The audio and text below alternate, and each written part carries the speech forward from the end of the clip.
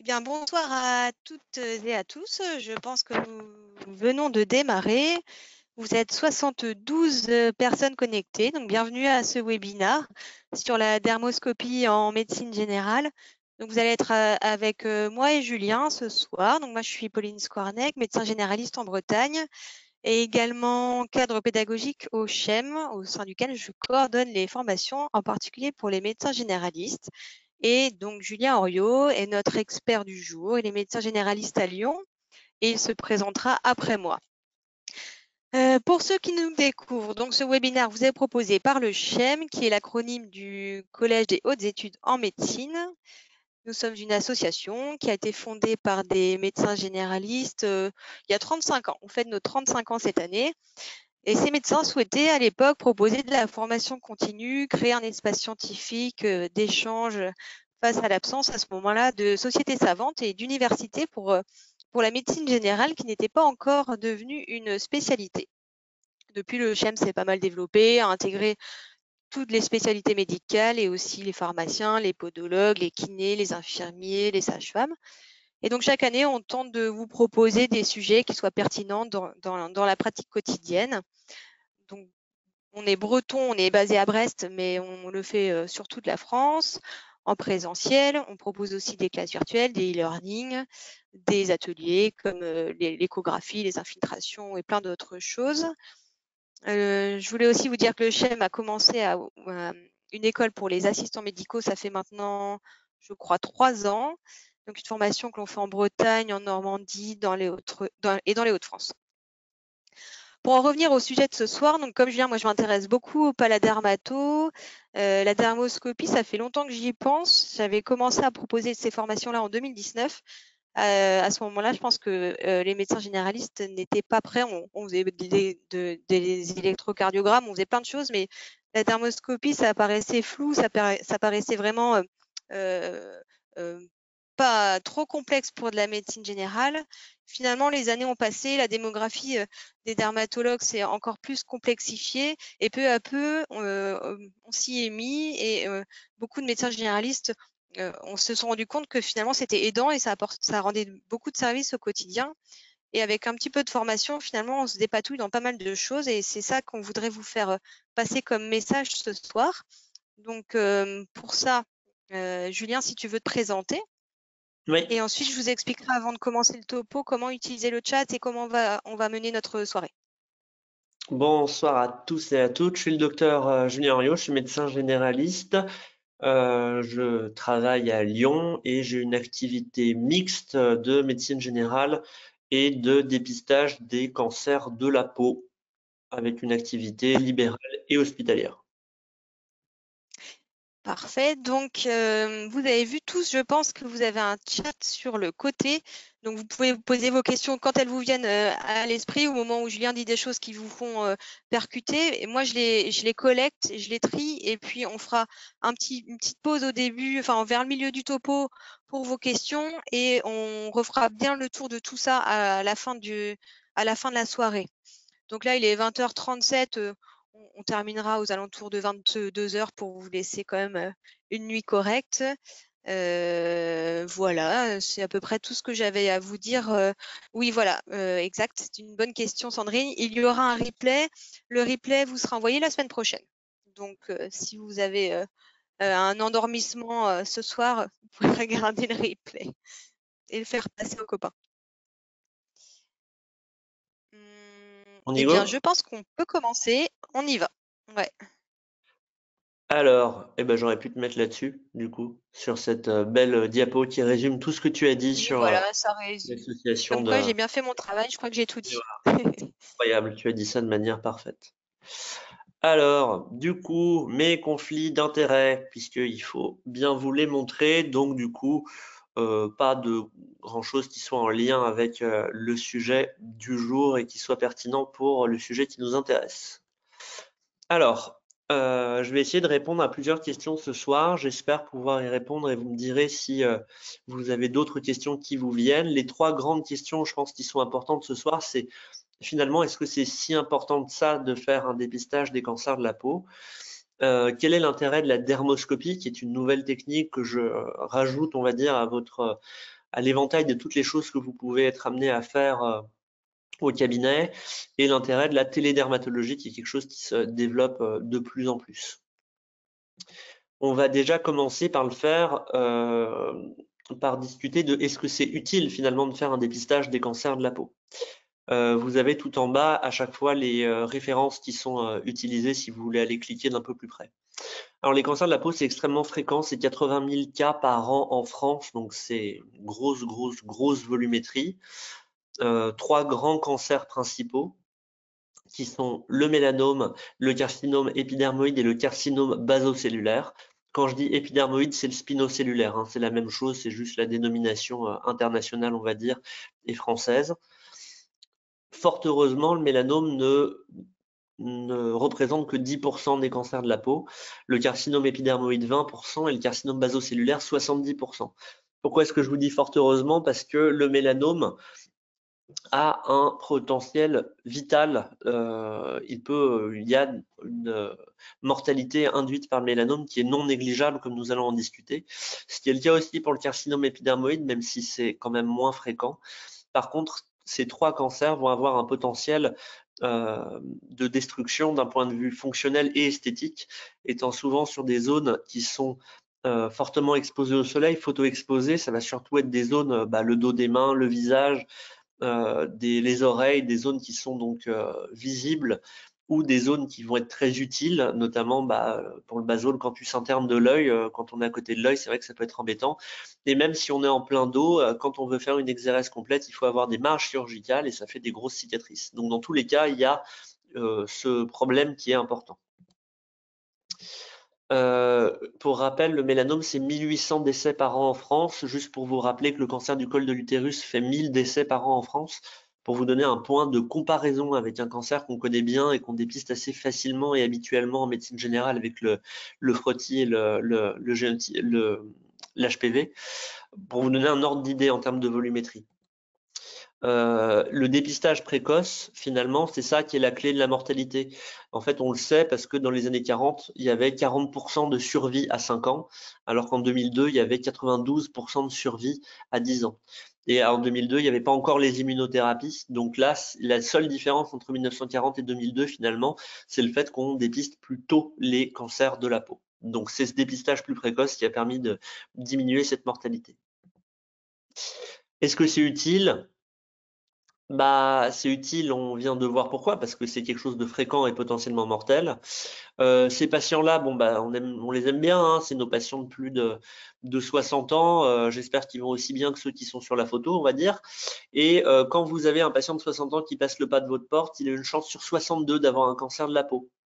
Et si vous en trouvez un premier, il y a une chance sur 12 que vous en trouvez un deuxième.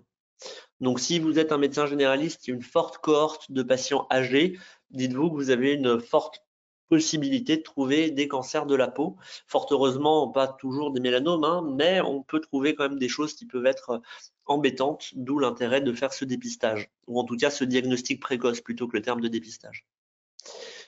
Le temps est important, on le sait dans beaucoup de maladies, et notamment dans le cancer. Pourquoi c'est important? Tout simplement parce que 23% des patients avec un mélanome ont vu leur médecin généraliste dans les 3 mois qui précèdent. Ce que veut dire en fait cette statistique, c'est finalement que une partie non négligeable des gens à qui on trouve un mélanome ne sont pas forcément des gens qui sont éloignés du système de soins. Ça peut être des gens qui en fait sont suivis, mais tout simplement le médecin généraliste ne fait pas ce dépistage parce que on a beaucoup de choses à faire et que c'est pas dans les habitudes en France de le faire. Et parfois, on trouve des mélanomes chez des gens qui sont très bien suivis par ailleurs pour toutes les autres pathologies. Et c'est vrai que c'est toujours un petit peu rageant de se dire qu'ils sont super bien suivis et qu'il y a cette chose qui est un peu passée inaperçue.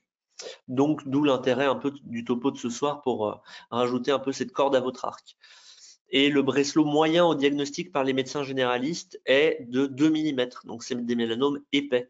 Pour rappel, 2 mm, c'est 25% de décès à 10 ans. Donc, en gros, quand un médecin généraliste en moyenne, alors ça, c'est des chiffres vieux, hein, soyons clairs. C'est des chiffres qui datent des années 2000. Je pense que le chiffre maintenant serait très différent. Mais voilà, en tout cas, en 2000, il y avait un Breslow moyen de 2 mm au diagnostic par les médecins généralistes, ce qui est globalement trop épais. Il faut qu'on les dépiste plus tôt que ça. Bon, maintenant justement, avec tous les gens qui se forment, bah, on commence à voir des diagnostics par des médecins G de mélanome in situ, de mélanome de faible épaisseur. Et ça, c'est génial parce que du coup, c'est un vrai bénéfice pour les gens. Et nous, le but, bah, c'est dépister tout avant les métastases, bien entendu, hein. C'est ça le but. Donc, est-ce que c'est utile malgré qu'on ne le fasse pas? Oui, c'est utile. C'est d'ailleurs pour ça que les dermatos le font. Est-ce que c'est notre rôle? Bah, en fait, notre rôle, c'est de promouvoir la prévention et le dépistage des maladies évitables. C'est pas moi qui le dis, hein, c'est le CNGE. Le rôle du médecin généraliste dans le dépistage des cancers cutanés est essentiel. C'est encore pas moi qui le dis, c'est rigolo parce que c'est la HAS, mais c'est aussi la Société française de dermatologie. Ce qui est assez drôle du coup de voir que la SFD nous positionne comme des acteurs essentiels du dépistage des cancers de la peau. Le nombre de dermatologues ressemble globalement à ça en termes d'hypothèses.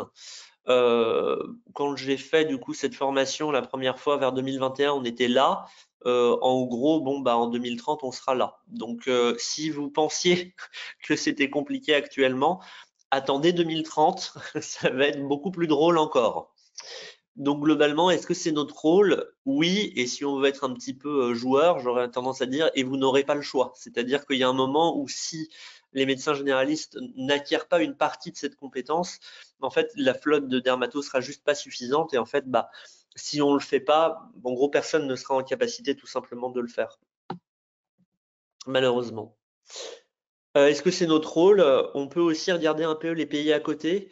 Les médecins généralistes font beaucoup de dépistage des cancers de la peau dans d'autres pays. L'Australie, 77% des mélanomes en Australie sont dépistés par des médecins généralistes. Les premiers mélanomes, c'est 27% les dermatos. Donc c'est quand même pas beaucoup. C'est les médecins G qui dépistent les mélanomes en Australie. En Autriche, au Royaume-Uni, c'est moins, c'est un peu plus, c'est moindre, mais quand même, les médecins généralistes sont très impliqués. Le dermatologue est alors qu'un second recours. En France, c'est pas notre habitude. Et pourtant, c'est assez bizarre quand on y réfléchit, puisque bah, pour la tension ou pour le diabète, ce serait assez étonnant et bizarre que tous les patients hypertendus diabétiques soient systématiquement suivis par un cardio ou un endoc. Les gens qu'on arrive à équilibrer nous-mêmes vont pas forcément voir des spécialistes quand il n'y en a pas besoin. Pour la dermatologie, si finalement le dermatologue est le médecin généraliste de la peau, et c'est quelque chose qui peut être amené à changer, en tout cas, que les dermatos récupèrent un rôle plus expert, on va dire, là-dedans. Petit truc, là, c'est polémique fait exprès, hein, je suis désolé, mais je suis obligé. Le dermoscope à gauche, le CG à droite. La dermoscopie, c'est un acte technique comme le CG. La dermoscopie, c'était initialement réservé au SP, comme le CG. Il y a un risque important en cas de faux négatif, comme le CG. Il y a une forte valeur ajoutée quand on trouve un vrai positif, comme le CG. Les indications sont très fréquentes de dermoscopie, alors que finalement le CG, bah, on ne le sort pas tous les 4 matins. Et le DMG, du coup, le département de médecine générale, en tout cas à Lyon, n'est pas pour apprendre aux internes la dermoscopie, alors que le CG fait partie des indications d'apprentissage, notamment dans le 2e cycle d'études médicales, et on continue pendant tout le 3e cycle. Donc, tout ça pour dire, si on fait de l'ECG et si on y arrive, il n'y a pas de raison qu'on n'arrive pas à apprendre la dermoscopie. C'est pas plus compliqué, loin de là. Certains médecins G le font déjà. C'est une petite cohorte. Alors là aussi, c'est quelque chose de vieux, à mon avis, les chiffres commencent à changer, mais en tout cas, à l'époque de cette étude, le dépistage était sous-pratiqué en médecine générale, et les médecins G, par contre, se disaient en difficulté dans le dépistage des cancers cutanés, avec une formation qui est insuffisante. Et d'ailleurs, bah, le fait qu'on soit à peu près une centaine ce soir, le fait qu'il y ait 90 internes à peu près à chaque fois que je fais cette formation aux internes de médecine générale à Lyon via leur syndicat, le fait qu'au JNMG, on ait toujours entre 100 et 200 personnes, ça montre un intérêt quand même certain, et comme disait Pauline tout à l'heure, le vent tourne. Je pense qu'on se rend tous compte qu'il va falloir quand même qu'on récupère, on va dire, une partie de ce dépistage ou de ce diagnostic précoce. Est-ce qu'on est obligé de faire de la dermoscopie? Alors la macroscopie, vous voyez ça, bon, même avec de bons yeux, c'est pas simple. La dermoscopie vous permet de beaucoup mieux voir. C'est du grade A, c'est-à-dire que globalement, c'est réglé. Personne en cancérologie dermato ne peut, en France ou dans le monde, vous dire que la dermoscopie n'est pas utile. La dermoscopie permet de bien mieux savoir si on est en face d'une lésion bénigne ou maligne et quel type de lésion bénigne ou maligne on est en face de soi. Donc, globalement, là aussi, un peu polémique pour rigoler, si un dermato vous dit qu'il ne fait pas de dermoscopie pour le dépistage des cancers de la peau, très probablement qu'il faut qu'il parte à la retraite parce que c'est quelque chose de très, très, très, très important et ça me semble indispensable si vous voulez faire du dépistage ou du diagnostic précoce de cancer de la peau. Si vous voulez vous investir là-dedans, il faut avoir un dermoscope, il faut se former à la dermoscopie. C'est très important. Il y a 5,38 fois plus de chances de correctement diagnostiquer un mélanome si vous utilisez un dermoscope. Globalement, vous voyez ici, alors c'est des chiffres des dermatos, mais vous voyez qu'à l'œil nu, les dermatos, ils ont 70% de sensibilité, 80% de spécificité, et ils gagnent 20 points de sensibilité et 10 points de spécificité en utilisant la dermoscopie. Ce qui est hyper intéressant, c'est que nous, en tant que médecins généralistes, qui ne sommes pas forcément formés au dépistage des cancers de la peau, donc qui avons une sensibilité et une spécificité moins bonnes, eh bien, on atteint des seuils de sensibilité et de spécificité en dermoscopie qui sont les mêmes finalement. C'est-à-dire il y a pas mal d'études qui montrent que, en fait, la seule différence, c'est pas la spécialité initiale si on est médecin géo ou dermato. La seule chose qui compte, c'est depuis quand on fait de la dermoscopie et combien de fois on en fait par jour. Enfin, par semaine, quoi. En gros, la fréquence et la durée. Donc, si vous y mettez aujourd'hui et que vous en faites tous les jours, vous serez aussi bon qu'un interne qui s'y est mis aujourd'hui et qui en fait tous les jours. Et dans 4 ans, vous serez aussi bon qu'un assistant chef de clinique qui en fait tous les jours depuis 4 ans. Donc, c'est tout à fait possible. Quand je dis tous les jours, il ne faut pas en faire des millions, hein, mais on en reparlera tout à l'heure. Mais une bonne technique, c'est d'avoir son dermoscope à côté de son stéto et de se dire au moins une fois par jour. Ou alors, si vous êtes plus chaud, vous pouvez vous dire à chaque fois que j'écoute un poumon, je regarde une lésion dans le dos et ça vous fait l'œil, sans forcément faire autre chose, hein, juste regarder pour se faire l'œil, pour apprendre. On en reparlera tout à l'heure. Et c'est très important également pour la téléexpertise, c'est-à-dire que si vous vous dites moi non, moi je ne vais pas faire de dermoscopie, la téléexpertise, qui est du coup un bon moyen d'accélérer les prises en charge, nécessite une dermoscopie et un bon téléexpert qui ne pourra pas juger refusera votre avis si vous n'êtes pas équipé, tout simplement parce que en fait il peut pas juger et que on peut pas juger sur des photos macro sauf quand c'est vraiment évident, mais quand c'est évident vous le savez vous-même déjà aussi. Est-ce que la dermoscopie est vraiment indispensable? Pourquoi en fait quand on réfléchit, un mélanome au début ça ressemble à un névus, puis ça grossit, puis ça devient bicolore, ça devient un peu moche, puis ça devient très très moche et ça se voit à l'œil nu. En gros ça c'est quand à l'œil nu on le voit, voire on le voit même depuis la salle d'attente. Un peu avant, bon, on se dit il est un peu bizarre, mais bon, est-ce qu'il est si bizarre que ça? Là, ils sont visibles avec le fameux ABCDE que vous connaissez, hein, asymétrie, bord irrégulier, couleurs multiples, diamètre de plus de 6 mm et le côté évolutif. Donc, si on a plus de deux au moins critères ABCDE, 2, 3, 4 ou 5, alors il faut avoir l'avis d'un expert. Ce que vous savez, c'est que du coup, les critères ABCDE, ils sont pas suffisants, c'est-à-dire que parfois, il y a plein de mélanomes qui, au début, sont pas ABCDE encore. Et puis, du coup, les critères ABCDE, quand on ne sait pas, la plupart des kératoses séboriques sont ABCDE, donc c'est pas si aidant que ça. Le problème, c'est quand on atteint ce stade ABCDE clinique, en fait, on a des Breslow qui sont déjà, donc la Breslow, c'est la hauteur moyenne de la tumeur entre la cellule la plus haute et la cellule la plus basse.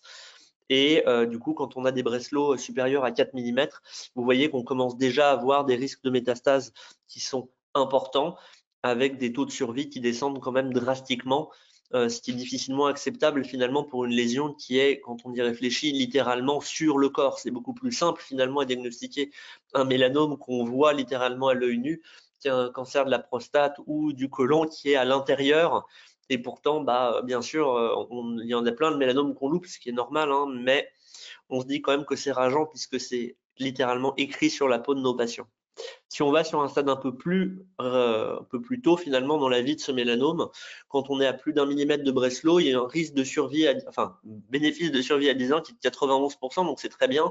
Mais si vous avez une invasion ganglionnaire, bah là, dès qu'on est loco-régional, vous tombez à un taux de survie de 38% à 10 ans, ce qui est quand même vraiment rageant pour des gens qui ont la cinquantaine. La plupart du temps, le mélanome tombe quand même en moyenne chez des gens de 56 ans, en moyenne, c'est jeune.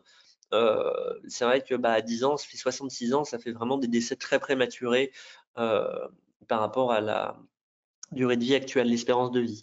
Et si on les repère plus tôt, donc à des stades où à l'œil nu c'est quasiment impossible, et par contre en dermoscopie on est capable de faire le diagnostic, et bien à ce moment-là, si le Breslow est inférieur à 1 millimètre, et bien vous avez un bénéfice de survie à 10 ans qui est de 92%. Et là, du coup, on a tout gagné parce qu'on a pu enlever cette lésion avant qu'elle devienne plus dangereuse. Donc oui, la dermoscopie est vraiment indispensable. Est-ce qu'il y a besoin de se former à la dermoscopie ou en fait il suffit de regarder dedans et en fait on sait directement? Il faut se former, hein. Le CG vous le faites parce que du coup vous vous dites si j'en fais pas, si je pratique pas beaucoup, j'oublie, ou il y a des trucs que je vois pas souvent, je les oublie. Donc vous formez régulièrement à l'ECG, vous avez raison. Il y a 16% des médecins qui pratiquent la dermoscopie, 9 régulièrement et 15% qui sont formés. Et ce qui est du coup un magnifique effet Dunning-Kruger, c'est que la confiance dans le diagnostic n'est pas corrélée à la justesse. Pas parce que vous êtes certain que c'est un truc que c'est forcément ce truc-là. Notamment chez les débutants, il faut vraiment se méfier. Au début, on a une phase d'apprentissage. Et cette phase d'apprentissage, elle est obligatoire, on va dire. Vous le voyez ici. Même chez les dermatos, on le voit, sans dermoscopie, c'est la courbe rose. Quand vous mettez un dermoscope dans les mains d'un dermato qui ne savait pas en faire, eh bien, au début, il perd en sensibilité, en spécificité. Et puis ensuite, dès qu'il est un peu meilleur et mieux formé, eh bien, il devient tout de suite bien meilleur qu'à l'œil nu. Mais donc, du coup, il y a une petite phase d'apprentissage, c'est normal, c'est pas habituel, c'est une nouvelle sémiologie, il faut se former. Mais une fois qu'on s'est bien formé correctement, eh bien, on devient vraiment bien meilleur qu'à l'œil nu. Ça permet de diminuer le nombre d'exérèses de névus, d'augmenter le nombre de détections de mélanome, donc éviter d'enlever des trucs pour rien et enlever des choses qui pourraient être mortelles beaucoup plus tôt, c'est très bien. Et donc, du coup, il faut s'entraîner, c'est le plus important. Combien de temps il faut en termes de volumétrie pour avoir une formation correcte? Cette étude montre qu'il y a une espèce de saturation des performances à partir de 10 heures de formation initiale. Donc c'est un peu le schéma qu'on propose avec le SHEM. On fait une première formation 7 heures sur une journée. On vous laisse un peu le temps d'accumuler tout ça et de vous faire des cas cliniques et de vous entraîner. Et on fait une deuxième formation quelques mois plus tard où du coup on reprend des cas cliniques, on fait ce qu'on n'avait pas fait pendant la première. Et en fait, en 14 heures, ça nous permet de finalement avoir quasiment tout fait. Juste pour vous donner un ordre d'idée que dans le DES de dermatologie, donc dans l'internat de dermatologie, ils ont globalement en dermoscopie, ils ont à peu près 7 heures de formation. Donc voilà, pour vous donner un ordre d'idée, si vous faites un schéma complet avec le SHEM, vous avez 2 fois plus d'heures que les internes de dermato en apprentissage. Après, eux, ils se forment en stage aussi, mais en formation théorique, je parle. Donc, est-ce qu'il y a besoin de se former? Oui, il y a besoin de se former et c'est faux qu'il n'y ait pas besoin de se former. Les formations et l'utilisation sont très longues. Je vous l'ai dit, hein, formation, c'est 14 heures à peu près. Formation pour apprendre à faire des photos. Si vous voulez juste faire de la téléexpertise, vous dites je m'en fous de tout ça. Moi, je veux juste envoyer mes photos et qu'on me réponde. Franchement, il faut juste savoir faire, voir avec son téléphone ou son appareil photo, se former. En 1 heure, c'est plié. Pour les formations, je vous l'ai dit avec la NDPC, une formation suffisante, c'est 5-7 heures. Bon, là, nous, on propose 14, comme ça, on est vraiment bien. Et il y a plusieurs DU qui existent, globalement, pour vous donner un ordre d'idée, avec le DU de Lyon, qui est fait par l'Université Lyon 1, c'est 21 heures de contenu théorique. Donc là, c'est sûr qu'on a fait la totalité de la carcinologie cutanée en 21 heures, enfin, en tout cas, la totalité de ce qu'il faut savoir en médecine générale. Les médecins que j'ai interrogés, je la laisse parce qu'elle me fait marrer, se disent prêts à consacrer 7 jours pour une formation de ce type. Je ne sais pas qui sont ces gens, ni combien d'heures de DPC ils ont, mais bref, en tout cas, ils sont prêts à donner 7 heures, ces gens-là. Et il y a quelque chose qui est important, donc là on a parlé de la formation, est-ce qu'il est trop long? L'utilisation, alors ça va peut-être vous surprendre, mais quand on est formé, quand on sait faire, qu'on a l'habitude, un examen cutané complet, c'est 2 minutes 30, c'est 142 secondes. Donc un examen cutané complet, le fait de vous rajouter un dermoscope dans la main ne change quasiment rien En gros, c'est si vous savez faire, vous êtes rapide, si vous savez pas faire, vous êtes lent, avec ou sans dermoscope. Le fait de rajouter un outil technique ne va pas augmenter drastiquement la durée de votre consultation. En gros, que si vous voulez faire du dépistage cutané, que vous fassiez avec ou sans dermoscope, ça changera pas grand-chose. Ok, donc là, j'espère vous avoir convaincu que c'était important de faire ce dépistage et que la dermoscopie était un outil qui pouvait être intéressant. Je vais vous faire quelques petits cas cliniques. Le premier, c'est le premier mélanome que j'ai découvert dans ma carrière, finalement, on va dire ça comme ça. C'était le 1er mars 2019, j'étais remplaçant. C'est cette dame qui vient me voir et qui a du coup 56 ans à ce moment-là, elle a une rhinopharyngite. Et pendant l'examen systématique, je lui vois une petite lésion pigmentée au niveau du dos, qui est un vilain petit canard. Vous savez, ce signe vilain petit canard, qui est que, en gros, quand vous avez une lésion qui est très différente des autres, ben, on se pose une question parce que il n'y a pas de raison qu'une lésion soit particulièrement différente des autres. C'est aussi le syndrome de la flèche rouge. Sur une photo, quand vous voyez une flèche rouge, c'est souvent là qu'il faut regarder. Elle n'a pas de dermato, donc elle ne va pas chez le dermato de manière régulière. Ça, c'est l'intérêt du dépistage, parce que cette dame de 56 ans en bonne santé, que je vois là pour un motif, somme toute, pas des plus excitants en médecine générale, euh, mettons qu'elle soit célibataire et elle n'a pas de dermato, 56 ans, avant que quelqu'un regarde son dos, vérifie, se dise c'est bizarre, en fait, potentiellement, on la reverra pas avant 2 ans au cabinet. Euh, c'est possible vraiment que des lésions comme ça passent inaperçues longtemps, et parfois on est le seul interlocuteur finalement qui va la voir avant un bon moment et qui va être capable de faire ce diagnostic précoce. Donc on a un rôle important dans le sens où parfois on est les seuls. Parfois, c'est les kinés qui sont les seuls. Parfois, c'est les infirmiers qui sont les seuls. Et je pense que tous les effecteurs primaires qui sont potentiellement amenés à voir de la peau des patients, c'est important qu'on ait ces petits éléments parce que en fait, c'est nous qui allons les voir finalement et voilà. Donc ça, c'est l'intérêt du dépistage.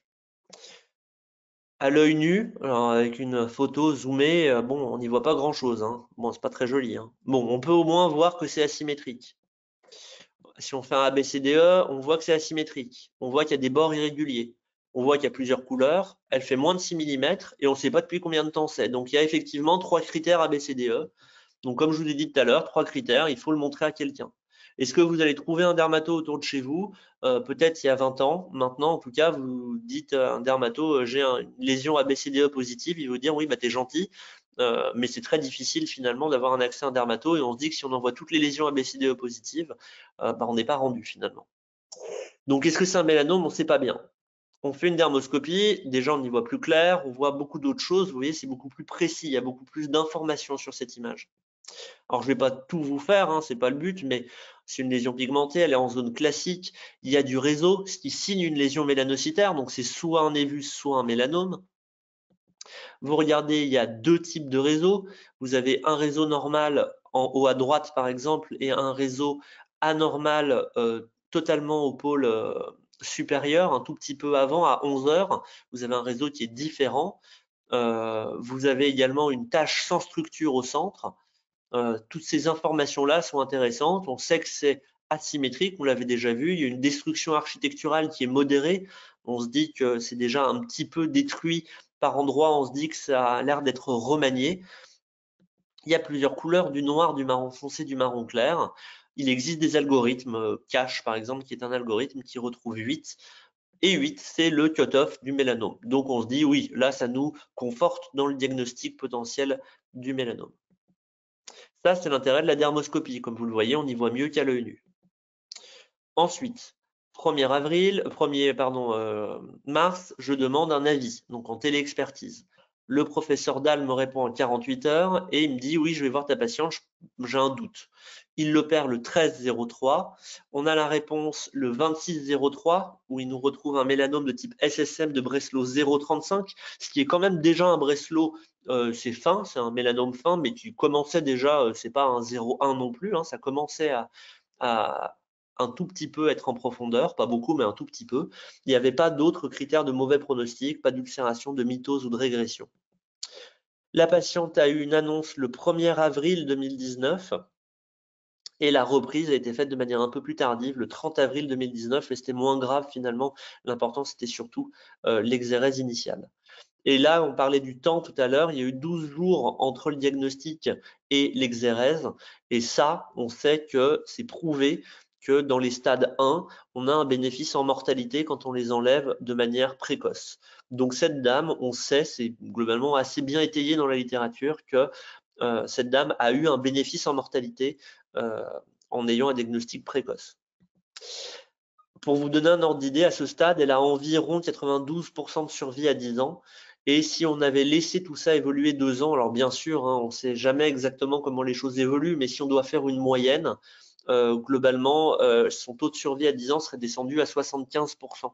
Ce qui n'est pas anodin pour quelqu'un de relativement jeune, quand même, 56 ans, c'est jeune, et en bonne santé, qui n'avait aucune autre pathologie. C'est un peu rageant. Alors, on connaît tous des mélanomes qui ont duré pendant des années et des années sans bouger, et à l'inverse, des mélanomes qui ont été extrêmement rapidement invasifs.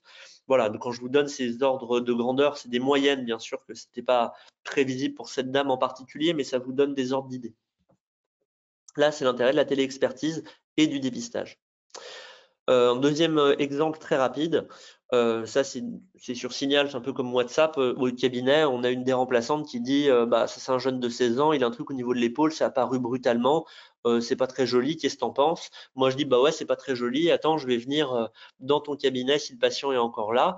J'y suis allé, j'ai pris la photo clinique et dermoscopique, c'est un angiokératome, c'est une tumeur bénigne, et on a pu rassurer le patient qui est rentré du coup avec sa mère en étant rassuré. 8 minutes entre le moment où on a eu la question au début et la réponse. Si vous commencez à faire de la dermoscopie et que vous êtes dans un cabinet de groupe, vous allez devenir le meilleur ami de tout votre cabinet de groupe, puisque du coup, ça permet de démêler finalement des histoires qui peuvent être beaucoup plus compliquées assez rapidement et finalement de se faire un avis relativement vite. 2 cas cliniques si on a un petit peu le temps, alors je vais aller rapidement. Un deuxième cas clinique, une patiente de 45 ans, phototype 3A, qui a pas de facteur de risque vraiment de cancer de la peau, à part qu'elle a eu des coups de soleil quand elle était jeune, mais bon ça c'est à peu près habituel. Elle a eu 3-4 séances d'UV, donc c'est pas énorme. Elle a une lésion qui est apparue suite à une grossesse. Ça la gratte de temps en temps. Voilà, c'est une lésion du sein, vous voyez. Si on la regarde cliniquement, bah du coup, elle est quand même pas très jolie cette lésion, hein. Elle est finalement asymétrique, elle a des bords irréguliers, elle a plusieurs couleurs, elle fait plus de 6 mm et en plus elle est évolutive. Donc autant vous dire qu'elle n'a pas grand-chose pour nous rassurer cette lésion. Et donc du coup, si on devait rester sur les critères ABCDE, bah, c'est un mélanome, hein, très clairement. Et on est inquiet. On met un coup de dermoscope et on se rend compte que c'est ça. Alors du coup, bah, c'est une lésion pigmentée en zone classique, il n'y a pas de réseau, pas de globules, pas de stries, donc on se dit ah, visiblement c'est pas une lésion mélanocytaire, c'est pas un névus ou un mélanome. Et on voit d'autres choses, donc les réseaux à gauche, les globules au centre et les stries un peu plus à droite en bas, que vous voyez qui sont des signes qui nous orientent vers une lésion mélanocytaire. On n'a aucune de ces trois choses sur la lésion en haut à droite que je vous présente. Si on va un peu plus loin, donc cette lésion qui est non mélanocytaire, il n'y a pas d'argument en faveur d'un névus bleu, il n'y a pas d'argument en faveur d'un hémangiome, il n'y a pas d'argument en faveur d'un carcinome basocellulaire. Par contre, il y a de beaux arguments en faveur d'un autre diagnostic tout à fait rassurant. On a des bordures nettes, abruptes, mitées, polyconcaves. On a des fissures, un aspect cérébriforme, un petit peu comme un cerveau vu de loin, et on a une pseudo-réticulation, un peu comme des doigts épais. Je fais juste une aparté pour vous dire que le petit dessin que je vous ai mis ici, le Moth-Eaten Border, j'adore parler anglais comme ça, est en fait un petit dessin qui est fait par Ralph Brown pour la Société internationale de dermoscopie. J'ai pas mis de copyright, donc je me permets de le faire ici. Vous trouverez tout sur Dermoscopédia. Il y a beaucoup de super belles iconographies si vous voulez y aller. C'est le Wikipédia de la dermoscopie. Ici aussi. Et donc du coup, ces différents signes sont très évocateurs d'une lésion bénigne qu'on appelle une kératose séborique, qui est une tumeur bénigne qui n'a absolument aucune nécessité de traitement et certainement pas chirurgicale. Donc on peut lui faire une cryothérapie si on le souhaite. En tout cas, il n'y a aucun danger, on peut rassurer la patiente. Un troisième cas clinique, ce coup-ci plus exposant la téléexpertise et l'intérêt que ça peut avoir. C'est une jeune patiente qui par définition a très peu facteur de risque de cancer de la peau, et qui a cette lésion du pied. Vous voyez ce grain de beauté là au niveau de son 4e doigt de pied, qui est vraiment pas très joli cliniquement, et dermoscopiquement non plus. Si on regarde, donc il y a du réseau, il y a des stries, il y a des globules, donc tout ça est très évocateur d'une lésion mélanocytaire, névus sous mélanome. Et le problème, c'est que on a quelques éléments quand même atypiques. On a une lésion qui a à la fois du réseau, des globules, des stries, ça fait beaucoup de choses, c'est ce qu'on appelle un patron multicomposé. Il est asymétrique, il y a des stries qui sont réparties de manière asymétrique, il y a un réseau qui est atypique. Bref, beaucoup de choses qui nous inquiètent quand même, malgré le jeune âge de cette patiente. Ça aurait été un patient plus âgé, j'aurais dit bon on va lui faire sauter, ce sera plus simple. Là, le problème, c'est que c'est une jeune fille de 7 ans et c'est un doigt de pied. Donc on est un peu plus embêté à la fois par l'âge et par la technique utilisée pour la chirurgie.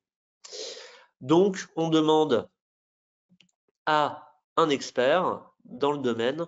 L'expert dans le domaine nous répond du coup qu'il s'agit d'une lésion mélanocytaire peut-être Reed-Spitz et que du coup, vu que c'est compliqué au niveau de prise en charge, elle resterait sur un suivi évolutif et la patiente est suivie depuis.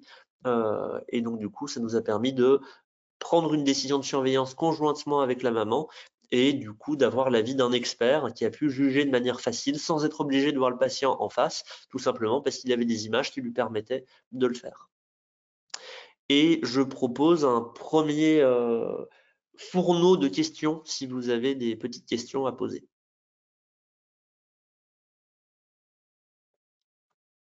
Oui, merci pour cette première partie. Donc, il y a peu de questions pour l'instant. Alors, sur ce cas précisément, on va poser cette question sur la biopsie. Est-ce qu'on pouvait faire une biopsie? Sur le dernier cas de la jeune femme, la Oui, jeune fille de 7 ans? oui. Oui. Alors, oui, c'est possible. On préfère toujours sur les lésions mélanocytaires réaliser une exérèse si on peut. Pour des raisons que je vous passerai, c'est mieux de faire une exérèse. C'est pas une erreur de faire une biopsie si on est sur une zone qui soit ne permet que difficilement de faire une exérèse en un temps. Si vous avez un mélanome comme ça, vous n'allez pas faire une exérèse bien entendu en un temps, vous allez d'abord faire une biopsie pour assurer le diagnostic, ou si on est sur une zone qui a fort préjudice esthétique, par exemple un visage, on va toujours faire une biopsie en priorité. Ici, c'est une lésion qui, finalement, le fait de faire la biopsie va avoir une incidence modérée dans le sens où ce qui est difficile, c'est à la fois qu'elle est jeune, donc du coup, on a peur de lui faire mal. Est-ce qu'elle va supporter la chirurgie, que ce soit une biopsie ou autre chose, finalement, il faut quand même arriver à lui faire soit un bloc de doigt, soit lui faire une anesthésie dans le doigt de pied, ce qui n'est pas très agréable. Même avec de l'EMLA avant, ça se fait, mais finalement, c'est ça le plus gros problème. Et après, en fait, finalement, sur le dos du doigt de pied, que ce soit une biopsie ou que ce soit une exérèse, en fait, on n'arrivera pas à refermer, ni l'un ni l'autre. Donc, en fait, ou très difficilement. Donc, dans ce cas très précis, faire une biopsie ou une exérèse nous aurait moyennement, enfin, ça n'aurait pas changé grand-chose dans le sens où c'est une gamine qui allait de toute façon avoir mal et ça allait être difficile à faire et de toute façon, très probablement, qu'elle allait se retrouver avec une cicatrisation dirigée, que ce soit l'un ou l'autre. Donc, pas de grande différence dans ce cas très précis. Ok, merci. Alors après, il y a plein de questions sur le matériel, sur la prise de photos, sur le coût du matériel et sur les cotations. Donc tout ça, c'est la partie suivante. Donc s'il reste des questions à l'issue de ce que va nous dire Julien, on les posera, mais je les mets de côté. Il y a aussi pas mal de questions sur alors comment s'entraîner. Donc tu as parlé de Dermoscopédia. Ça va arriver. Quelqu'un, voilà, docteur Morvon, nous conseiller un atlas, donc tu vas en parler aussi. Donc ça, vous aurez vos réponses là-dessus.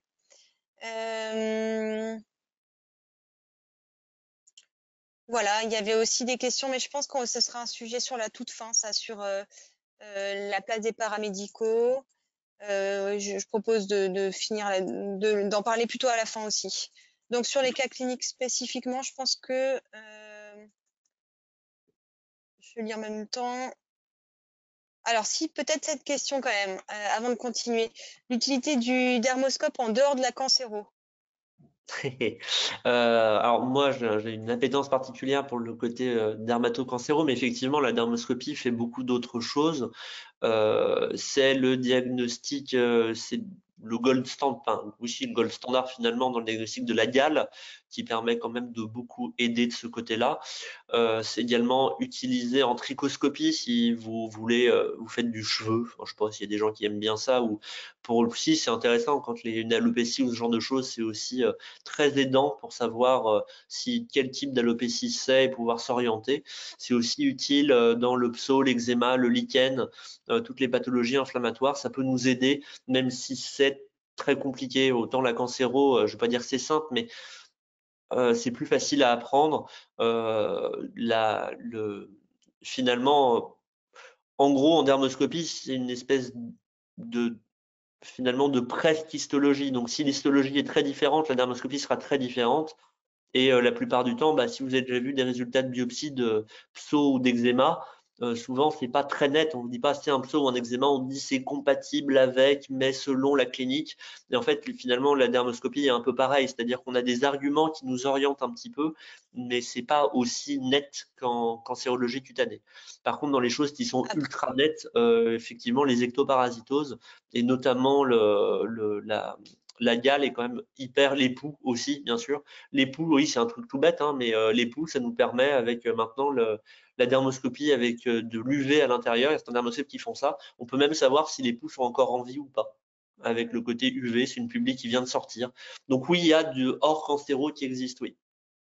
Après, Julien, je me dis aussi que ça dépend ce qu'on met dans la cancéro, mais si on parle plutôt de la lésion pour laquelle vient le patient en disant j'ai un truc là, Oui, il y pardon, a énormément de le choses tumoral, finalement qui seront les diagnostics différentiels du carcinome ou du mélanome et qui seront qui sont assez faciles à identifier en dermoscopie avec un peu de formation.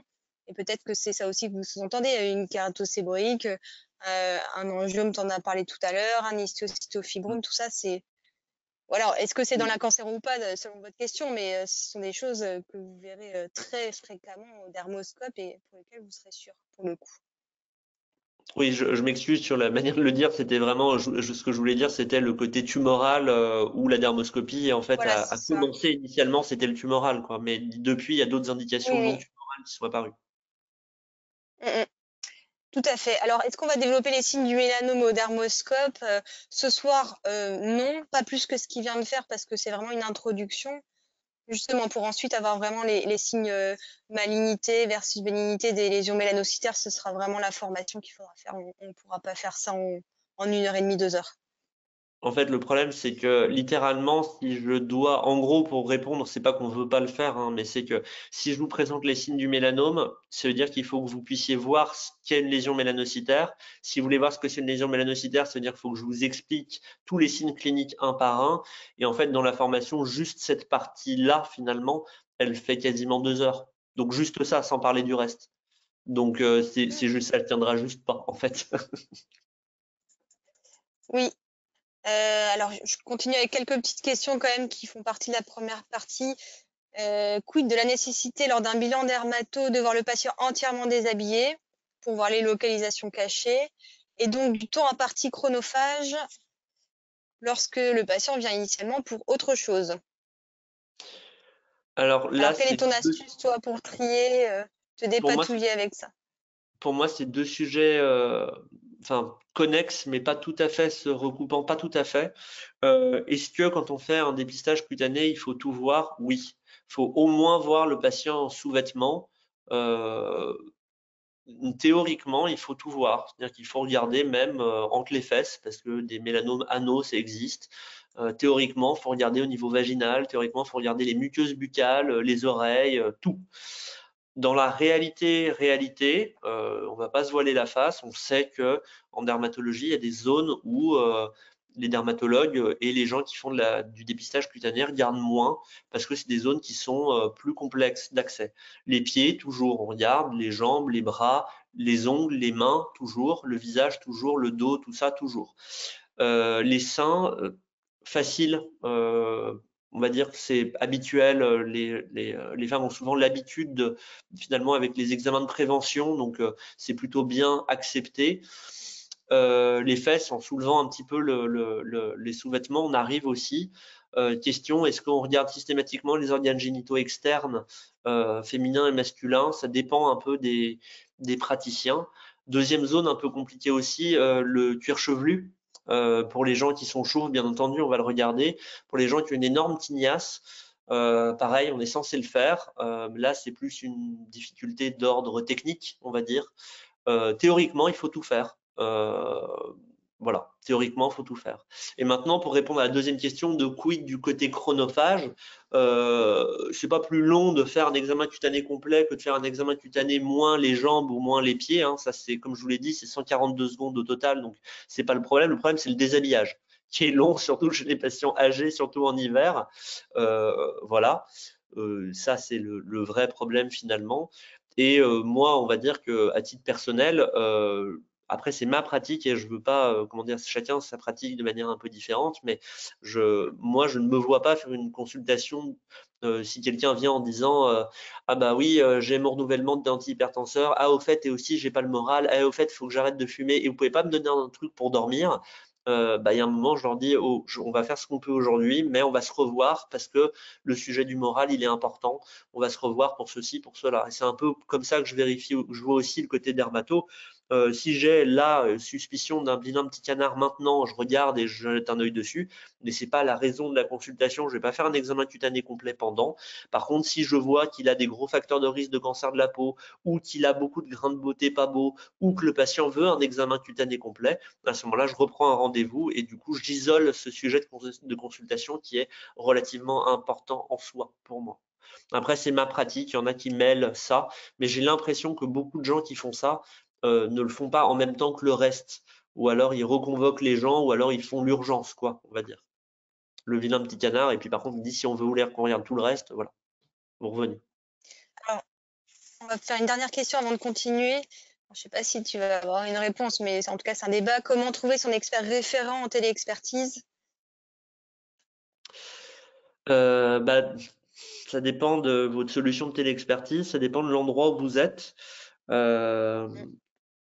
C'est difficile. Tous les dermatos sont pas forcément à l'aise avec la téléexpertise ni à l'aise avec la dermoscopie. Là, je peux difficilement. C'est très région dépendante. Je sais La que nous, en région est Bretagne, personne dépendante. on a un réseau. Dans le 44, ils sont en train d'en construire un aussi. Bon, sinon, vous demandez à Julien. Je suis sur Omnidoc si vous voulez. Mais il faut de la dermoscopie, hein, sinon En je cas vous de le dis. dépannage. Bon, ensuite, tout ce qui est matériel, images, atlas, tout ça, on fera après. On continue? Allez, c'est parti. Alors, repérer les patients à risque et le dépistage opportuniste. Est-ce que vous envoyez toutes les gamines de 16 ans faire une mammographie tous les ans? Vous allez dire non, c'est complètement idiot. Eh bah, dépister tous les cancers de la peau à tout le monde, c'est pareil. Faire ça de manière systématique à tout le monde, c'est complètement idiot. Pour les mêmes raisons. On ne le fait pas à une gamine de 16 ans parce que, un, ça arrive très très rarement d'avoir un cancer du sein à 16 ans, ça arrive mais c'est rare. Deuxièmement, parce que bah, les seins sont relativement plus fibreux et qu'on a un risque de faux positif. Même chose pour le dépistage des cancers de la peau, c'est pas forcément utile, voire même dans certains cas, c'est contre-productif. Qui va avoir besoin de dépistage? Là, je vais vous présenter finalement tous les facteurs de risque parce que c'est un peu moins bien codifié que pour la mammo ou pour le frottis, etc. Frottis, mammo, on a des cut-offs, etc. Pour le dépistage cutané, c'est un peu moins clair. Les facteurs de risque sont le fait d'avoir un phototype 1 ou 2, donc rouge, yeux verts, blond, yeux bleus, et une mauvaise aptitude au bronzage. Le risque relatif est de 2 à 4. Donc vous avez 2 à 4 fois plus de risque d'avoir un cancer de la peau si vous avez ce facteur de risque que si vous ne l'avez pas. Le fait d'avoir une héliodermie, donc le fait d'avoir une peau qui a été énormément exposée au soleil, multiplie également par 2 le risque d'avoir un cancer de la peau. Le fait d'avoir beaucoup de grains de beauté et surtout ce qu'on appelle un syndrome des névus atypiques, c'est-à-dire des grains de beauté très moches qui répondent pour plusieurs d'entre eux aux critères ABCDE, alors ça multiplie aussi de manière assez drastique, comme vous le voyez, le risque de cancer de la peau. Le fait d'avoir eu de la radiothérapie, le fait d'avoir des antécédents, que ce soit personnels ou familiaux, on s'arrête au premier degré la plupart du temps de cancer cutané, est un risque important. Hein. Vous avez déjà eu un mélanome, vous avez entre 2 et 20% de risque d'avoir un nouveau mélanome. Donc, c'est pas anodin quand même. Les névus congénitaux de grande taille, donc de plus de 10 cm, a fortiori s'ils font plus de 20 cm, sont un facteur de risque de cancer de la peau. En dessous de 10 cm à l'âge adulte, c'est pas un sur-risque. L'exposition professionnelle, que ce soit les UV bien entendu, mais également l'arsenic, les goudrons, les hydrocarbures polycycliques sont un facteur de risque de cancer de la peau également. L'immunodépression, alors là, le range est assez large, hein, c'est pas du tout pareil d'être simplement sous méthotrexate ou d'être transplanté d'organes solides, mais en gros, si on agrège tout ça, il y a quand même un sur-risque de cancer de la peau. D'ailleurs, le meilleur moyen de vous en convaincre, c'est que du coup, l'immunodépression, c'est un facteur de risque de cancer de la peau. Les immunothérapies qui boostent le système immunitaire sont un traitement des cancers de la peau. Donc, c'est bien finalement le même mécanisme à l'œuvre, mais en sens inverse. Le fait d'avoir fait des UV dans sa vie, ça va très vite, 10 séances d'UV, c'est à peu près 6 mois en pays fortement exposés, est également un facteur de risque. Et donc là, vous comprenez que c'est pas du tout la même chose d'être Julien Henriot, brun, aux yeux bruns, qui ne va jamais au soleil, qui fait que des sports en intérieur, qui a un boulot en intérieur et qui a eu la chance de ne pas avoir de soucis de santé dans sa vie, que être blonde aux yeux bleus, d'avoir sa mère qui a eu un mélanome et d'avoir soi-même eu une radiochimiothérapie dans l'enfance parce que vous avez eu un lymphome. Le risque initial a priori n'est pas du tout le même. Autant moi, vous me mettez chez le dermato tous les ans, pendant 80 ans, la probabilité qu'on me trouve quelque chose va être très faible. Autant cette personne qui a tous ces antécédents-là a un risque non négligeable d'avoir une lésion qui est dépistée pendant le suivi avant même qu'elle-même ne s'en rende compte. Donc en gros, plus vous avez de facteurs de risque, plus c'est intéressant de voir quelqu'un de manière régulière en dépistage, donc c'est-à-dire vraiment même sans que la personne se rende compte de quoi que ce soit, que quelqu'un regarde toute sa peau de A à Z. Donc ça, c'est en gros l'idée globale. Les choses qui sont les mieux étayées d'un point de vue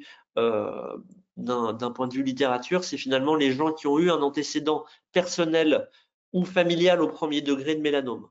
Si vous-même vous avez un mélanome ou que vos parents, frères et sœurs, enfants ont eu un mélanome, alors c'est quand même hyper bien documenté que c'est important d'avoir une surveillance annuelle à vie. Mis à part ça, d'autres indications existent, comme le fait d'avoir une surveillance si vous avez eu déjà une basocellulaire, normalement vous êtes censé être suivi tous les ans également par un dermatologue. Est-ce que du coup il y a un bénéfice en mortalité? Probablement pas, mais les gens ont tendance à faire des basos, ils peuvent en refaire, donc là aussi c'est intéressant. Bref, ça vous donne un ordre d'idée. En gros, plus vous êtes facteur de risque, c'est aussi pour ça que c'est important de les noter et de les avoir, et c'est pour ça que c'est important de faire une consultation dédiée pour pouvoir récupérer finalement tous ces facteurs de risque et savoir soi-même organiser finalement la prise en charge derrière. Donc tout le monde n'a pas vocation à aller voir le dermato tous les ans. C'est pas bien utile parce que en fait on se rend compte que probablement que ça fait perdre un peu du temps. Par contre, tout le monde peut avoir un cancer de la peau. Tout le monde a le droit d'avoir un cancer de la peau. Le meilleur exemple, c'est Bob Marley, qui était de phototype foncé et qui pourtant est mort d'un mélanome du gros orteil du pied gauche. Et donc du coup, lui, il s'était pas prévu quand on voit ses facteurs de risque qu'il a un mélanome et pourtant il en a eu un. Donc est-ce que tout le monde doit aller voir le dermato tout le temps? Non. Par contre, est-ce que faire un autodépistage des patients et surtout un dépistage opportuniste, c'est intéressant? Oui, là, ça l'est. Alors, comment faire ça? Déjà, ABCDE, je vous rappelle qu'en Australie, ils apprennent ça aux petits Australiens en 6e. On n'est pas plus bête que les petits Australiens. Je pense que nos patients sont capables d'apprendre ABCDE. C'est facile à expliquer, ça va relativement vite et ça fait finalement, ça dit aux gens qu'il faut qu'ils prennent leur santé en main finalement et qu'ils regardent aussi leur peau de temps en temps. Deuxième chose, le fait de se protéger la peau du soleil. Vous pouvez en parler avant les vacances d'été, vous pouvez en parler avant les vacances d'hiver, bien entendu. C'est un petit sujet que vous pouvez apporter dans la conversation. Ah, vous partez en vacances, c'est super, à l'Alpe d'Huez, c'est super bien, c'est sympa. N'oubliez pas de protéger les enfants. Ah si, c'est vraiment important, etc. La sensibilisation à l'autodépistage. À moins que vous ayez une relation très bizarre avec vos patients, ils se voient beaucoup plus souvent eux-mêmes à poil que vous ne les voyez à poil. Et donc, du coup, c'est très intéressant que les gens prennent ça en charge et en gros regardent leur peau en disant voilà, là maintenant je sais, j'ai vu tous ces grains de beauté, lui il me paraît bizarre, je l'ai pris en photo avec mon smartphone de bonne qualité, je vais m'auto-surveiller. Si je vois que quelque chose bouge, que quelque chose est nouveau, je vais voir le médecin. Et ça, on sait que quand on fait une petite formation initiale, hein, pas un gros truc, mais juste ABCDE, les règles de base finalement, on apprend ça aux patients, en fait, ils viennent moins pour rien et ils viennent plus pour des choses du coup qui sont importantes. Donc c'est hyper intéressant et surtout ça met le patient au centre finalement de sa prise en charge. En médecine G, on a certaines consultations qui sont moins, on va dire, intéressantes d'un point de vue clinique. Par exemple, vous avez quelqu'un qui vient pour une rhinopharyngite ou une gastroentérite. On ne s'attend pas à trouver quelque chose d'incroyable durant l'examen clinique et parfois c'est un bon moment pour parler d'autres choses, du travail, de parler finalement d'autres sujets, de faire un peu de prévention.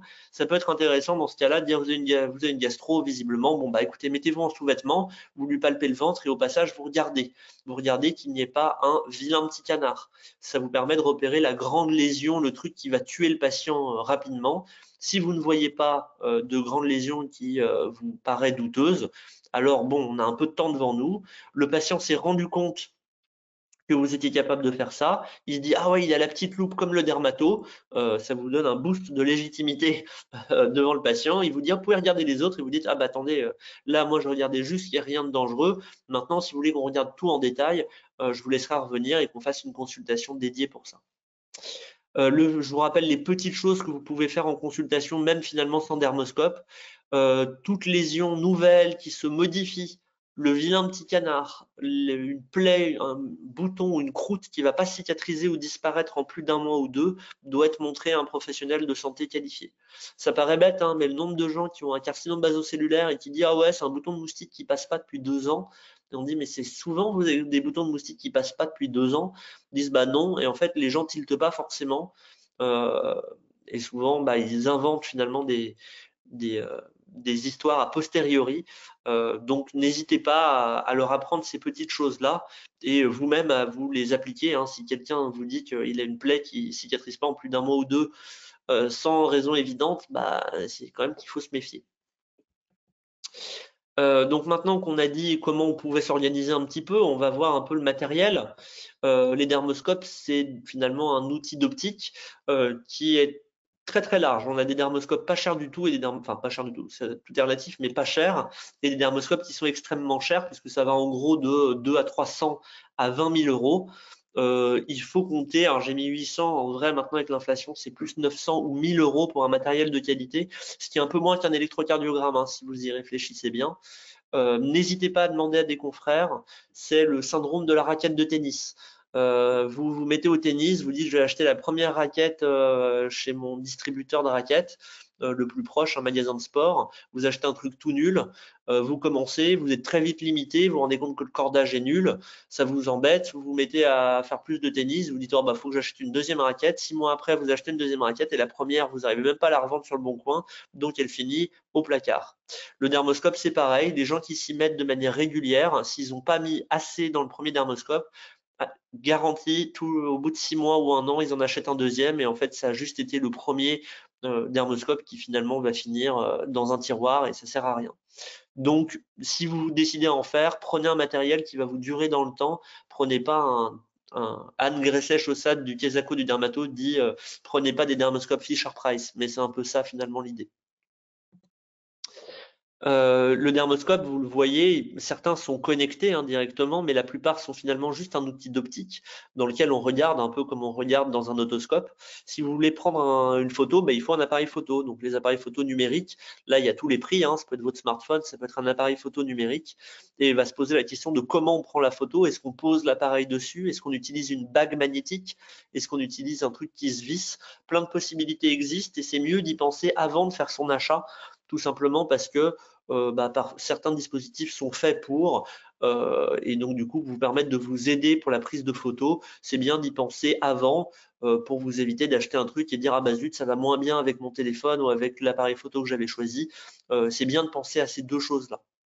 Et la troisième chose qui est importante c'est je reviens en arrière, excusez-moi.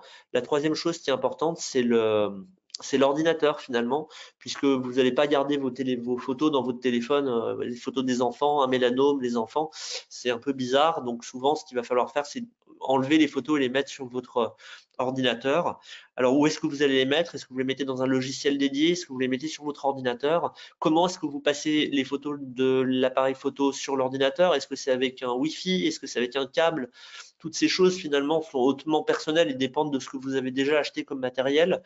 Donc, je ne peux pas vous donner quelque chose d'universel, mais c'est bien par contre d'y penser avant à ce triptyque entre le dermoscope, l'appareil photo et l'ordinateur, tout simplement parce que si vous faites ça une fois dans la journée, c'est pas bien grave de perdre 5 minutes. Si vous faites ça plusieurs fois dans la journée, si vous perdez 5 minutes à chaque fois, ça va vite devenir lassant pour vous et vous allez avoir envie de trouver une méthode plus facile de stockage des photos. Le reste du matériel, je vous le passe relativement rapidement. Il faut avoir en tête que la cryothérapie n'est absolument pas rentable, mais aide beaucoup les patients. Globalement, ça coûte environ 800 € l'achat du petit pistolet à cryothérapie et la bonbonne vous est louée par la personne qui vous vient vous recharger la cryo et ça coûte environ 1000 €. Ça donne un gros ordre d'idée, hein. Ça peut être 500 à 1500 en gros selon votre utilisation, mais voilà, ça vous donne un ordre d'idée du prix. Là, voilà, c'est pas rentable du tout, mais si vous commencez à faire un peu de dépistage cutané, c'est vrai que les gens vous disent j'ai un gros truc, c'est affreux, c'est une kératocéboïde, vous inquiétez pas. Et maintenant, on fait quoi? Du coup, maintenant, il faudrait le brûler, mais en même temps, il n'y a pas de dermato et retour casse départ. La cryo est quand même en dermato quelque chose qui est très utilisé. La chirurgie, si vous voulez faire vous-même des biopsies ou des exérèses, soit vous en faites très très peu et vous allez acheter des sels jetables, soit vous en faites beaucoup et vous allez acheter tout un matériel finalement de stérilisation avec l'autoclave, le liquide de désinfection, les portées d'huile, la boîte de stérilisation, etc., qui est du matériel coûteux à l'achat, mais du coup qui est vite rentabilisé si on en fait beaucoup. Et là aussi, c'est deux courbes qui se croisent finalement. Si vous en faites jamais, prenez des sets jetables. Si vous en faites tout le temps, prenez un autoclave. Et après, finalement, il faut juste faire le coût finalement des deux méthodes pour voir à quel moment les courbes se croisent.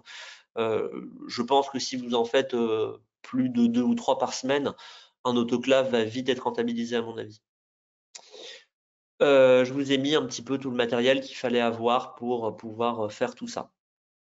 L'anapathe, si vous envoyez ce que vous enlevez en anapathe, et je vous rappelle que c'est indispensable quand vous enlevez un morceau de peau d'envoyer en anapathe, hein, c'est médico-légal, même quand vous êtes sûr que c'est un grain de beauté, il faut l'envoyer.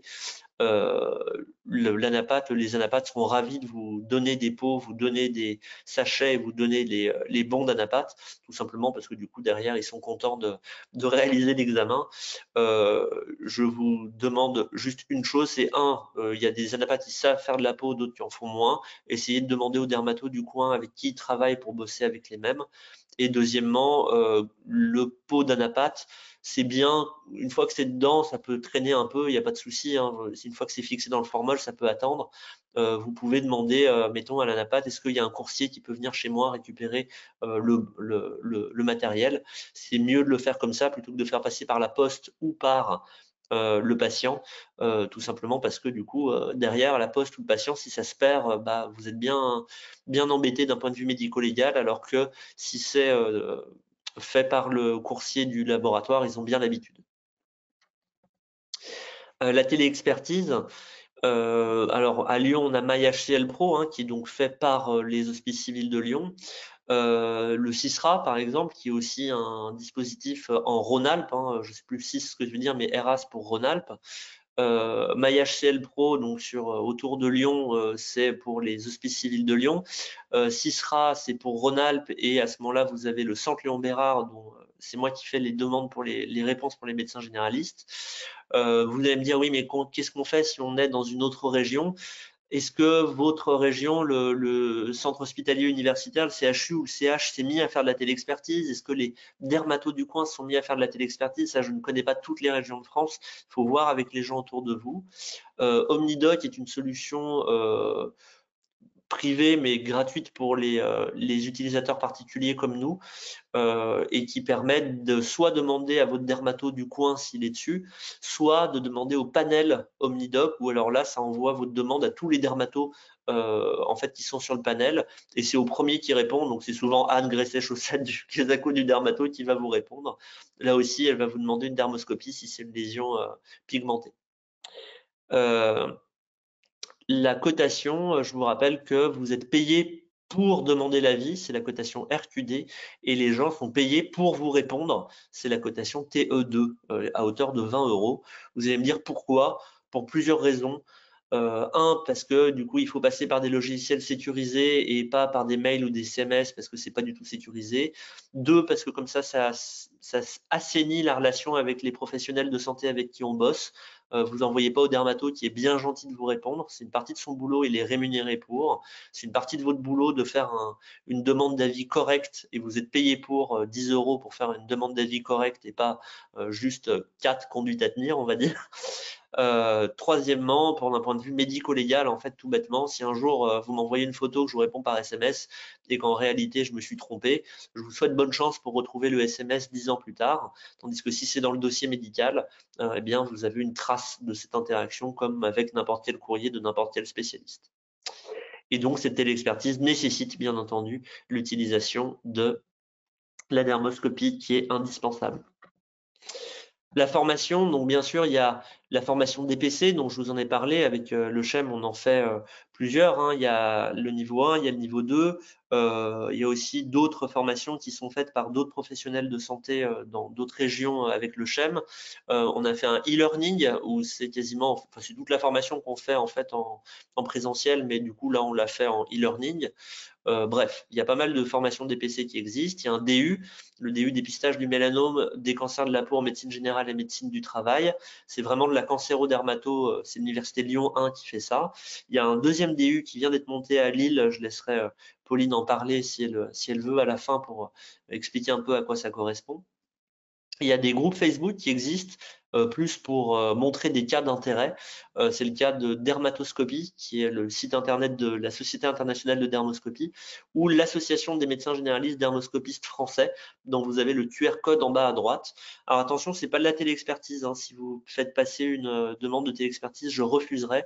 Le but n'est pas ça. Le but est de se former avec des cas dont on connaît le diagnostic. Donc, vous avez fait un cas, c'était intéressant, vous avez pris une jolie photo, vous avez la napate, vous envoyez le cas pour que les gens puissent jouer et s'entraîner, et vous de la même manière. J'essaye de mettre des cas régulièrement. Voilà, sinon il y a des jeux qui existent comme YouDermoscopy qui se trouve sur le Play Store et sur le Apple Store, et vous pouvez jouer, vous avez des images, il y a des chronomètres, vous pouvez vous comparer à vos amis, donc c'est ce qu'on appelle du serious gaming, et ça vous permet de vous entraîner en dehors de la consultation un peu comme un jeu. C'est un très bon succès d'année de Candy Crush, on va dire, ça permet de remplacer vos jeux téléphone habituels. Il y a aussi Dermonaut qui est un autre truc qui fait à peu près la même chose avec d'autres images. Donc vous avez vraiment des dizaines d'heures de formation sur des cas cliniques qui vous attendent avec ces deux applications qui sont gratuites. N'hésitez pas aussi à aller voir des dermatos ou des médecins G qui sont formés, qui en font pour tout simplement dédramatiser, vous rendre compte que c'est pas si compliqué. La preuve, j'en fais, donc c'est que c'est pas bien compliqué. Donc n'hésitez pas à aller les voir pour que vous vous rendiez compte qu'en fait tout le monde est capable de faire ça. Les cotations, je vais aller vite, mais c'est un peu le nerf de la guerre. Malheureusement, si vous êtes le médecin traitant du patient et qui vient pour autre chose, une situation classique, bah finalement, c'est un G à 26,50 €.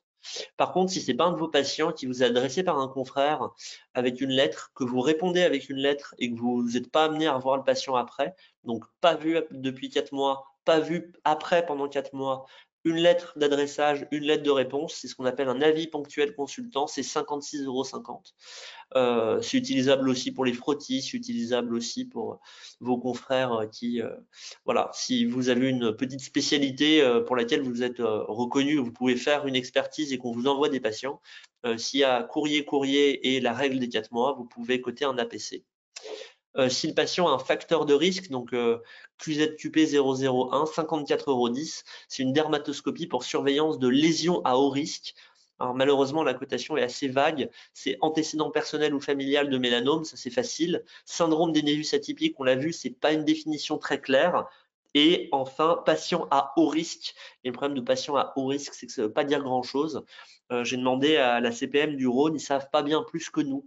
Donc je vous conseille de garder cette cotation pour les gens qui ont un authentique antécédent personnel ou familial au premier degré de mélanome ou un gros syndrome des névus atypique. En gros, c'est les gens pour qui vous dites vraiment, lui, il faut qu'il soit surveillé de manière annuelle par un dermato. C'est eux qui doivent avoir un QZQP 001. Si vous brûlez des verrues, vous allez voir que c'est pas très rentable, hein, puisque c'est entre 22 € et 34 €, donc ça ne couvrira pas vos frais de ce côté-là. La chirurgie, par contre, couvre ses auto-frais finalement, puisque une chirurgie classique qui dure environ une quarantaine de minutes, tout compris, va faire 68 €. Donc si vous avez des consultations en 20 minutes, bah en fait au lieu de faire 50 € deux consultes, vous faites 68 € la chirurgie et le matériel, donc vous ne perdez pas d'argent, vous n'allez pas en gagner beaucoup, mais vous n'en perdez pas. Les biopsies, par contre, c'est un geste qui est relativement rapide, mais qui prend quand même un peu de matériel et un peu de temps en plus, et qui là, pour le coup, n'a aucune rentabilité, puisque c'est 36 €. C'est un peu comme pour l'ECG, finalement.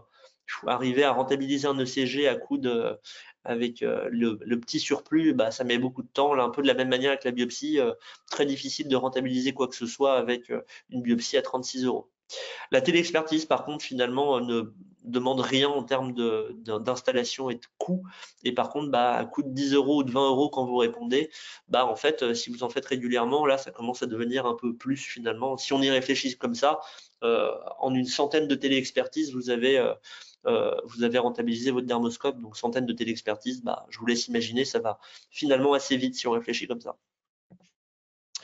Un exemple d'organisation parmi d'autres, je vais juste vous présenter rapidement comment j'ai fait. Moi, en 2018, j'étais en 6e semestre en ça se passe. Je suis allé chez le docteur Seki, qui était dermato, qui m'a fait montrer cette pratique de la cancérologie cutanée. J'ai trouvé ça génial et je me suis rendu compte que c'était finalement assez individualisable et autonomisable du reste de la dermato.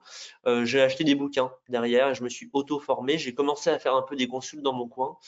J'ai découvert, je vous l'ai dit, mon premier mélanome en mars 2019. J'ai commencé mes exérèses rapidement après. J'ai fait le DU en 2019-2020. Je me suis installé ensuite en 2019 et du coup j'ai fait en auditeur libre le DU des dermatos en 2020-2021. Donc voilà, pour vous montrer un peu une terme de formation, le parcours qui a été le mien. Juste il y a encore peu de temps, en gros, j'avais 75% de MedG, 25% de dermato. Maintenant, ça commence à changer drastiquement, mais en tout cas, c'était le cas il y a encore pas bien longtemps. Avec plusieurs motifs Doctolib, si on doit mettre un mot sur n'importe quelle prise de truc de rendez-vous, mais je vous conseille en tout cas de limiter le motif pour les nouveaux patients parce que sinon vous allez vous faire vite déborder. Et chirurgie également, de bloquer les rendez-vous. C'est vous qui décidez de vos chirurgies. Il ne faut pas que les gens puissent les prendre en ligne. Par contre, un suivi dermato chez quelqu'un que vous avez déjà vu, il peut prendre le rendez-vous en ligne facilement. En tout cas, c'est ce que je vous conseille pour les prises de rendez-vous. Consultation, là je vous ai mis finalement un canevas de consultation que vous pouvez faire en copier-coller, comme ça quand vous faites une consultation de dépistage, vous avez votre canevas de consultation, il vous suffit de mettre oui, non, oui, non, oui, non en face, et du coup ça vous fait un beau template pour votre courrier. Votre courrier sera adressé du coup facilement, vous aurez toutes les informations à l'intérieur. Et je vous rappelle juste que sur tous les logiciels, dont Doctolib pour ne toujours pas le citer, en bas à droite, vous avez un petit « Rappeler le prochain rendez-vous » qui permet de rappeler le rendez-vous au patient pour ça lui envoyer un mail en disant « Prenez rendez-vous avec le docteur du Schmoll » et ça permet de ne pas oublier parce qu'on a tous beaucoup de choses à faire dans nos vies, que ce soit nous ou nos patients, et parfois ce genre de choses passe un peu à travers. On termine avec quelques petites choses pour vous faciliter la vie. Vous voyez cette dame qui a une éruption, enfin pas une éruption, mais qui a plein de lésions qui sont apparues relativement récemment au niveau du cou. De loin, c'est très inquiétant, c'est noir. Vous dites oula, c'est plein de petites lésions noires les unes à côté des autres, c'est très inquiétant. Vous mettez un coup de dermoscope, vous vous rendez compte que c'est des petits angiomes, donc c'est juste des petites malformations vasculaires, c'est tout à fait bénin, rien à faire de particulier. Deuxième cas, un jeune qui vient vous voir avec cette lésion du talon, vous dites oulala, un gros truc noir du talon, c'est très moche. Vous mettez un coup de dermoscope, vous voyez qu'il y a plein de petites billes de sang. C'est un traumatisme, c'est ce qu'on appelle une hémorragie sous-cornée. Et en gratouillant un petit peu avec une curette, vous faites partir tout ça et vous avez guéri votre patient qui est entré avec à l'œil nu un gros mélanome du talon et ressort avec simplement une petite ecchymose sous-cornée que vous avez fait partir avec une curette. Ici, un avis de téléexpertise pour un patient du coup qui avait cette lésion du flanc gauche extrêmement inquiétante de loin, vilain petit canard, etc., qui en dermoscopie s'avère être une lésion avec des bords très bien limités, des pseudotisses cornés, des pseudocomédons. Bref, beaucoup d'arguments en faveur d'une kératose séborique. Nous avons donc pu laisser en place cette lésion et éviter aux patients une chirurgie pour rien. Donc les messages principaux, les cancers cutanés sont fréquents, donc il faut déshabiller les patients. Vous ne verrez jamais un cancer cutané qui est sous un vêtement que vous n'avez pas enlevé. Tout le monde n'a pas vocation à aller voir le dermato de manière annuelle, mais par contre, c'est pas mal de savoir repérer les patients qui, eux, vont en avoir besoin, les gens qui ont déjà eu un mélanome, les gens qui ont eu un mélanome au premier degré. Bien faire passer des messages de photoprotection, ça mange pas de pain et ça peut rapporter gros. Tous les patients peuvent avoir une lésion à risque, il faut savoir les repérer et leur apprendre à les repérer avec quelques petites choses, hein, la règle ABCDE, la règle du vilain petit canard, la règle du fait que tout bouton, croûte ou plaie qui ne cicatrise pas en plus d'un mois ou deux doit être montré à un professionnel qualifié. Il y a aussi la règle EFG comme ABCDE. EFG, c'est elevated pour en relief, ferme et qui grossit. S'il y a quelque chose qui est à la fois en relief, ferme et qui grossit, c'est un mélanome jusqu'à preuve du contraire. Dites aux gens de s'auto-regarder parce que finalement c'est eux qui se connaissent le mieux, pas forcément quand vous allez les voir, mais quand vous allez leur dire. Après, s'ils commencent à se regarder, ils peuvent, on va dire, prendre ça en charge et apprendre finalement à regarder ce qu'ils ont comme grain de beauté. Et prenez des photos, dites-leur de prendre des photos. Les photos, c'est votre argument, on va dire, c'est votre lien avec votre vous-même du futur. Quand vous allez dire, ah, mais est-ce que ça avait grossi? Si vous n'avez pas pris de photos, vous allez vous détester. C'est votre lien avec votre avocat du futur. Si un jour il y a un problème, c'est votre seul moyen de prouver que vous aviez raison. Et c'est votre lien avec votre correspondant également, puisque du coup, c'est comme ça que vous allez pouvoir envoyer des photos à des confrères. Donc les photos, c'est très important, il ne faut pas hésiter. On termine en disant que les lésions suspectes nécessitent du coup la télémédecine qui maintenant se développe beaucoup, ça nécessite la dermoscopie. Si vous êtes intéressé pas que par la prise de photos, mais aussi à savoir faire tout ça, il y a des formations un peu plus longues, je vous l'ai dit, c'est quand même relativement long d'apprendre à faire tout ça, mais en une dizaine d'heures, on connaît vraiment les choses importantes et on peut y aller. Et heureusement, il y a de plus en plus de médecins généralistes français qui vraiment, là, on a eu une vague vraiment ensemble dans les 2 dernières années. Pauline en parlait tout à l'heure, mais il y a eu un changement vraiment radical. Et je forme hyper régulièrement des médecins G. Et honnêtement, maintenant que du coup je vois, c'est des gens qui atteignent un niveau qui est tout à fait cohérent, qui ont leur activité de médecin, qui font ça comme d'autres font des frottis, comme d'autres font de la spiro, comme d'autres font plus des consultations à visée psy. Chacun, on va dire, a sa petite spécialité. Je suis pas sûr que tous les médecins G doivent faire de la dermoscopie, mais qu'il y en ait certains qui s'y mettent de manière plus importante, ça me semble être quelque chose de potentiellement intéressant. Voilà, Pauline, je te laisse la main si tu veux. Oui, donc ça c'est pour compléter ce que tu as déjà dit, mais parce que ça va faire partie de vos questions. Donc, on fait plein de formations, la majorité sont conçues en 2 niveaux, donc le niveau 1 pour s'y mettre, le niveau 2 pour se perfectionner sur les choses un peu plus complexes, les vaisseaux, les lésions achromiques, les extrémités. Après, pour ceux qui sont vraiment, vraiment passionnés, on fait des rendez-vous annuels pour ceux qui pratiquent régulièrement et qui ont besoin de débriefer. Chaque année, on se passe nos cas cliniques entre nous.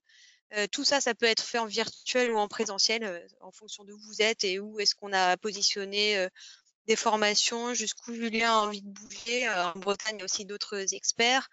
Le e-learning, on l'a terminé tu l'as dit, hein, en novembre. Il est ultra complet, donc là, c'est vraiment la dermoscopie pour le métier de A à Z. Qu'est-ce qu'on a d'autre? Alors la petite chose fun cette année, mais malheureusement, c'est bien complet, mais je pense qu'on va le faire tous les ans parce qu'on a vu qu'on avait réussi à créer quand même une communauté sympa de médecins généralistes qui sont formés ou qui ont envie de se former, mais qui ont envie aussi de faire partie d'un petit groupement, hein, tout à fait modestement, mais avec l'association ou avec certains rassemblements. On propose des sommets de la dermoscopie, donc ça se fait à la montagne sur 2 journées, enfin 2 journées plus une journée libre. Et on a invité Anne Gresset du Quesaco cette année, donc voilà, on est une quarantaine à y aller. Ah oui, je voulais aussi vous parler du DU de Lille, tu en parlais tout à l'heure. Donc le DU de Lille, à l'inverse du DU de Lyon, c'est un DU généraliste de dermato pour le médecin généraliste qui fait pas que la dermoscopie. Donc on part de la dermatopédia et on va jusqu'à la cancéro en passant par l'inflammatoire, l'infectieux, les plaies, enfin vraiment tout ce qui peut nous intéresser nous en tant que médecin. Mais sur la dermoscopie spécifiquement, donc il y a le e-learning de Julien, puis il y a des ateliers à la fac, ça se fait avec le professeur Modiano et ses équipes. C'est c'est 3 fois 2 jours en présentiel à Lille et il y a 5 ou 6 e-learning à suivre sur l'année en complément et 5 jours de stage. Donc ça peut être une bonne façon aussi de se lancer sur une petite spécificité de médecine générale. Alors, j'ai trié vos questions. Il y en a eu pas mal. C'est chouette, ça veut dire que vous êtes intéressés. Donc, on va reprendre dans l'ordre chronologique par rapport à. Donc, tu nous exposais les facteurs de risque et le dépistage, les patients éligibles au dépistage. Il y a une bonne question. À partir de quel âge les patients à risque, on peut raisonnablement décider de les dépister annuellement? 15 ans. 15 ans. Voilà, c'est clair et précis. En vrai, bon, on dit 15 ans, globalement, pourquoi est-ce qu'on met un cut-off comme ça? En fait, on sait que les mélanomes pédiatriques existent, sont rares et sont quasiment toujours, en termes de volume, après la puberté. Pour ça qu'on commence, on va dire, à partir de 15 ans. Ça existe avant, mais c'est encore beaucoup plus rare. Donc, les gens à risque, on les surveille à partir de 15 ans. C'est vrai que c'est une question régulière des parents. Mm. Tu parlais de l'azote, des bonbonnes. Alors, par rapport à la location, moi, j'ai pas réussi en Bretagne à avoir une location. Je crois qu'en Rhône-Alpes, ça se fait effectivement. Ça doit dépendre des zones. Il y a des endroits où on est obligé d'acheter les bonbonnes. Ça, c'est un aparté. Quelqu'un demandait les stylos de cryothérapie. Est-ce qu'avant d'acheter la bonbonne, tu avais testé les stylos? Ou est-ce que quelqu'un parmi vous a des retours sur les stylos? Retour Alors, d'expérience? c'est difficile de répondre pour tous les stylos, mais en fait, ce qu'il faut savoir, c'est que les stylos, c'est pas de l'azote la plupart du temps. En fait, c'est la même chose que dans la chantilly. C'est du CO2. C'est moins froid. C'est froid, mais c'est moins froid. Donc ça marche, mais du coup, vu que c'est moins froid, bah, ça marche un peu moins bien, on va dire. Mais ça marche quand même. Et l'autre, en gros, là aussi, un peu comme pour finalement la situation de la chirurgie tout à l'heure, comme je vous disais, si vous faites une verrue tous les 36 du mois, les stylos, c'est très bien. Si vous commencez à faire un peu régulièrement, ça coûte beaucoup plus cher que de louer et de faire venir quelqu'un qui vous remplit la bonbonne. C'est moi au début quand je me suis installé, je savais comment j'allais bosser, j'ai commencé avec les stylos et vraiment ça me coûtait un bras et beaucoup moins cher en faisant autrement. Par contre, si vous en faites une fois de manière très épisodique, effectivement les stylos sont une très bonne alternative. Est-ce que quand tu t'y es mis, tu as mis à jour ta RCP? Stylo que Ouais. vous achetez vous-même, les trucs matériel médical, etc. Hein. On parle pas des petits machins qu'on achète en pharmacie. Là, on parle de stylo avec une recharge derrière, avec une petite cartouche. Ceux-là. Hein. Oui. On parle pas des petits trucs en pharmacie qui, eux, par contre, ne valent rien du tout parce que c'est pas du tout froid. Pardon. Ok, merci. Est-ce que tu avais prévenu ta RCP quand tu t'es mis à faire des biopsies et de la dermoscopie? Ouais, j'ai appelé. Là aussi, ça dépend de votre RCP. Moi, je donne un exemple. Hein, je suis à la MACSF et du coup, moi, ils m'ont dit que c'était pris dedans et je le savais pas. Donc, en fait, si vous êtes déjà MACSF, vous payez pour. Je sais pas si d'autres, les autres, c'est toujours pris dedans ou pas. En gros, moi, il m'avait dit que c'était si ça se cantonne à de la petite dermato, on va dire, de médecine générale, quoi, un évus ou ce genre de choses. Et si vous faites pas un truc comme ça, quoi, c'est pris Il dedans. n'y a pas de surcoût. Donc le QZQP001, c'est une fois par an, bah, ça paraît assez logique si c'est effectivement les patients à. Quoique non, parce que ça peut être tous les 6 mois. En fait, c'est pas. Enfin, je te laisse répondre. Mais Il n'y a pas c'est-à-dire de, qu'il n'y a pas il y de a pas limite. Ouais. de, il y a pas de règle. Ouais. Il n'y a pas de Sachant que règle. certains patients vont être à suivre tous les 6 mois. Donc, Voilà. Ce qui est très difficile avec ces deux cotations, que ce soit l'APC ou le QZQP001, c'est en fait les limites finalement de ce qu'on en fait. Par exemple, l'APC, je vous ai dit, il ne faut pas avoir lu le patient dans les 4 mois, il ne faut pas le revoir dans les 4 mois. Mais si vous lui trouvez un mélanome et que vous lui enlevez le lendemain, et que du coup vous le cotez le lendemain, la Sécu considère que ça fait partie d'une séquence thérapeutique et vous avez le droit de le faire. Donc, vous voyez, on commence déjà à avoir des espèces de trucs un peu, voilà. Bref, tout ça pour dire que ce soit le QZQP 001 ou l'APC, je vous conseille quand même de faire attention à vraiment rester, on va dire, dans les indications pour une raison toute bête, c'est qu'en fait, le jour où vous avez un médecin conseil qui va vous dire bah ça, je considère que c'est pas bon, bah autant l'APC, il y a des règles faciles, c'est 4 mois, c'est machin et c'est opposable. Autant la dermoscopie, si vous dites lésion, enfin patient au risque, et que du coup vous dites oui mais blond c'est à haut risque, et que lui il vous dit bah moi je pense pas, bah à la fin c'est lui qui a raison. Donc antécédent personnel ou familial de mélanome, syndrome des névus atypiques, c'est parfait parce que du coup, c'est pas possible que quelqu'un vous dise non, c'est pas vrai. C'est pour le haut risque, il faut se méfier parce qu'il n'y a pas de définition consensuelle. Donc méfiez-vous quand même de cette cotation à utiliser, on va dire, à bon escient. On est d'accord, la PC, tu peux le faire, y compris en cabinet de groupe, si c'est tes collègues du cabinet de groupe Tout à fait. qui les adressent. D'accord. Alors, on a beaucoup parlé de dermoscope, tu as donné un ordre de prix à 900 000 €. Donc, forcément, beaucoup de gens ont cette question. Est-ce que tu as 1, 2, 3 modèles assez fiables à proposer? Est-ce que tu... Eh ben, je vous propose du coup dans les deux grandes marques très connues, on va dire en dermoscopie. Chez les Allemands, c'est Heine, donc c'est les mêmes qui font les otoscopes hein, habituels. Heine a le Delta One, qui est un bon dermoscope de poche, qu'on appelle un petit dermoscope qui est de bonne qualité, bien solide et qui fait tout. Contact, non contact, polarisé, non polarisé. Enfin, vous serez pas. C'est un dermoscope que vous garderez longtemps. Et chez Dermlight, Dermlight c'est les Américains. Un DL4, à mon avis, est un très bon rapport qualité-prix, légèrement plus cher, mais qui, à mon avis, vraiment une excellente solution également. Donc Dermlight DL4 ou Hein Delta One, qui sont à mon avis des bons rapports qualité-prix chez les deux gros concurrents, on va dire, habituels. Casio s'est mis à faire de la dermoscopie.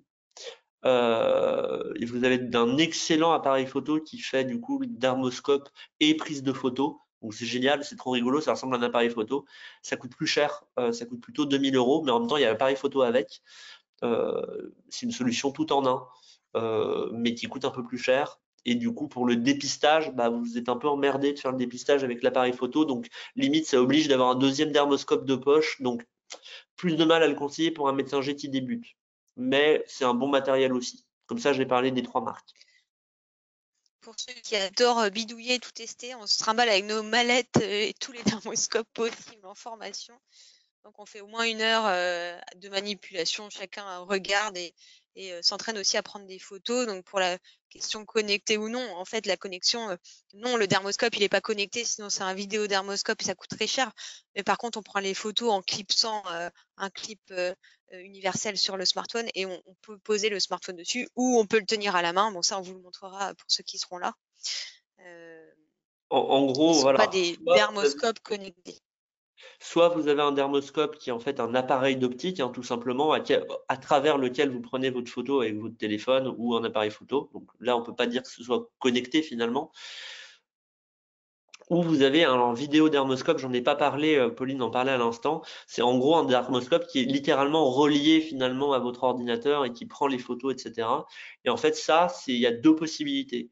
C'est soit excessivement cher, mais quand je dis excessivement cher, c'est de l'ordre de enfin, c'est au moins 10 000 €. Donc là, pour moi, pour un médecin G qui s'installe, enfin qui commence la dermoscopie, ça n'a pas de sens, sauf dans des cas très précis, où ça peut être intéressant, un cabinet de groupe.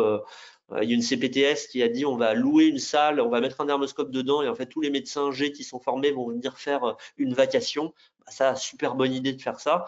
Mais oui, c'est des applications un peu particulières, on va dire. Et par contre, méfiez-vous des dermoscopes connectés très bas prix qui sont mais vraiment c'est affreux en termes de qualité. Globalement, moi, j'ai littéralement des gens qui ont acheté un dermoscope, qui en ont fait. Je leur dis, mais en fait, tu peux le jeter parce qu'il ne sert à rien. Donc, les vidéos dermoscopes de très faible coût, on va dire moins de 500 €, vous oubliez vraiment, faut absolument pas. Et en termes d'entretien, pour le coup, il n'y a pas d'entretien pour répondre à une des questions. C'est un Juste achat. l'optique, Enfin, donc il la n'y a pas petite de frais plaque. d'entretien. Ah oui, juste la petite plaque. Si vous avez une petite microfibre comme pour les lunettes, un tout petit peu d'eau Voilà, dessus, pour vous l'essuyer. nettoyez, c'est tout. Voilà. Alors, on continue. Donc, deux questions sur l'intelligence artificielle. Alors, quid de l'intelligence artificielle, l'aide au diagnostic et également les cabines de détection couplées à l'intelligence artificielle qui se développent dans les startups parisiennes. Est-ce que tu as quelque chose à dire? Pauline, elle dit, faut pas poser cette question à Julien, on va finir à minuit. En 1 minute, parce qu'on a d'autres questions après, Alors, je très vais vite. importantes. L'intelligence artificielle est meilleure que les meilleurs dermatos du monde depuis 2018 lorsque vous lui donnez une image dermoscopique versus une image dermoscopique à un dermato. Si pour l'instant vous prenez le contexte global du patient, son âge, les antécédents, depuis quand c'est là, si ça s'est modifié, etc., et que vous donnez tout ça à un humain, il est meilleur que l'intelligence artificielle. Donc pour l'instant, on est meilleur que l'intelligence artificielle, même un médecin G qui est formé depuis pas très longtemps. Donc ça, c'est le statu quo actuel. Maintenant, vous rajoutez à ça, vous dites à un moment, l'intelligence artificielle aura toutes ces données supplémentaires et sera capable de faire tout ça. Même si un jour l'intelligence artificielle est meilleure que nous, à la fin, c'est quand même vous qui décidez. Si l'intelligence artificielle vous dit c'est un névus à 92% et c'est un mélanome à 8%, est-ce que vous acceptez de laisser la lésion? 7%, 6%, 5%, il est où votre cut-off? Et ça, ce sera toujours vous qui déciderez, ce sera toujours vous qui serez responsable.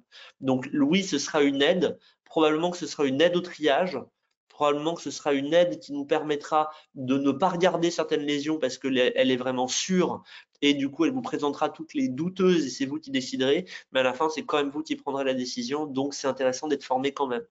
Pour les cabines de détection, je ne sais pas si on parle de la même chose. Globalement, soit c'est la cabine qui est en pharmacie et il y a un dermoscope et en gros le patient se fout le dermoscope dessus et derrière c'est un humain qui regarde. Bah, du coup ça c'est finalement la même chose, c'est juste que c'est en visio quoi. Si on parle de ce qu'on appelle les photographies corporelles totales, c'est-à-dire en gros une cabine dans laquelle vous avez un dermoscope qui est monté, un appareil photo avec un dermoscope qui est monté sur un rail et en gros qui prend la photo du patient dans des positions, on va dire, de face, de profil, etc. Et qui ensuite, lorsque le patient revient 6 mois après, refait la même chose, eh bien ça, ces choses-là permettent un peu comme sur un scanner en radiologie de dire ça a bougé. Et en fait, l'intelligence artificielle vous dit cette lésion s'est modifiée. Et en gros, vous, derrière, en tant que médecin qui a l'habitude de faire ça, vous ne regardez que les lésions qui se sont modifiées. Globalement, l'indication actuelle pour ceci, ce qu'on appelle le total body mapping, c'est les gens qui ont eu au moins au moins 2 mélanomes personnels, les gens qui ont au moins une centaine, voire 2 ou 300 névus, lésions mélanocytaires, les gens qui ont une mutation génétique type CDKN2A, donc c'est absolument pas pour le commun des mortels, ça n'a aucun bénéfice pour ces patients-là. En gros, on le garde pour les patients qui ont soit un risque énorme d'avoir un mélanome, mais on veut les repérer ultra tôt, soit pour les gens qui sont insuivables parce qu'ils ont trop de grains de beauté, et en fait, on a un risque de passer à côté parce qu'on n'arrive pas à tous les regarder, parce qu'on fatigue en fait au bout d'1 heure à tout regarder chez quelqu'un qui a fait de grains de beauté. Donc, ces cabines-là, ça a un vrai intérêt dans des indications dédiées. Ceux qui le font pour le tout venant, ils veulent juste se faire du fric. Voilà. Très bien, ça, à peu près. Oui, donc effectivement, on teste tous les dermoscopes en formation. On les a vraiment, je pense qu'on les a tous avec Julien. Alors, qu'est-ce que tu mets comme liquide d'immersion sur tes dermoscopes? Pour juste regarder comme ça de l'eau, pour prendre une photographie, il faut le gel qui soit le plus gras, donc le plus épais, on va dire, le plus transparent et avec le moins de bulles possible. Les deux meilleurs choix, c'est soit du liquide d'échographie transparent, soit le Purell Gel, qui est très gras, et du coup un gel hydroalcoolique. Le seul défaut, c'est qu'ayant de l'alcool à l'intérieur, il faut bien nettoyer l'optique du dermoscope après, sinon ça cuit le plastique. Et en fait, au bout d'un moment, vous êtes obligé de changer l'optique qui coûte 100 balles. Mais ça marche bien, c'est facile à trouver. Voilà. Mais il faut bien nettoyer l'optique C'est pas derrière. cher. Il n'est pas nécessaire de prendre l'huile vendue par les fabricants de dermoscopes. Est-ce que tu connais les systèmes de location de dermoscopes? Tu as une expérience là-dessus? Les sociétés de location multimatérielles.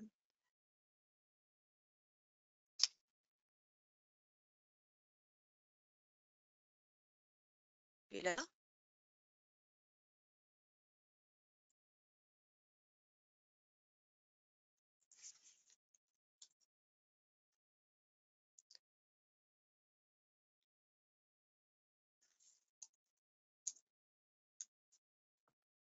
Allô, allô?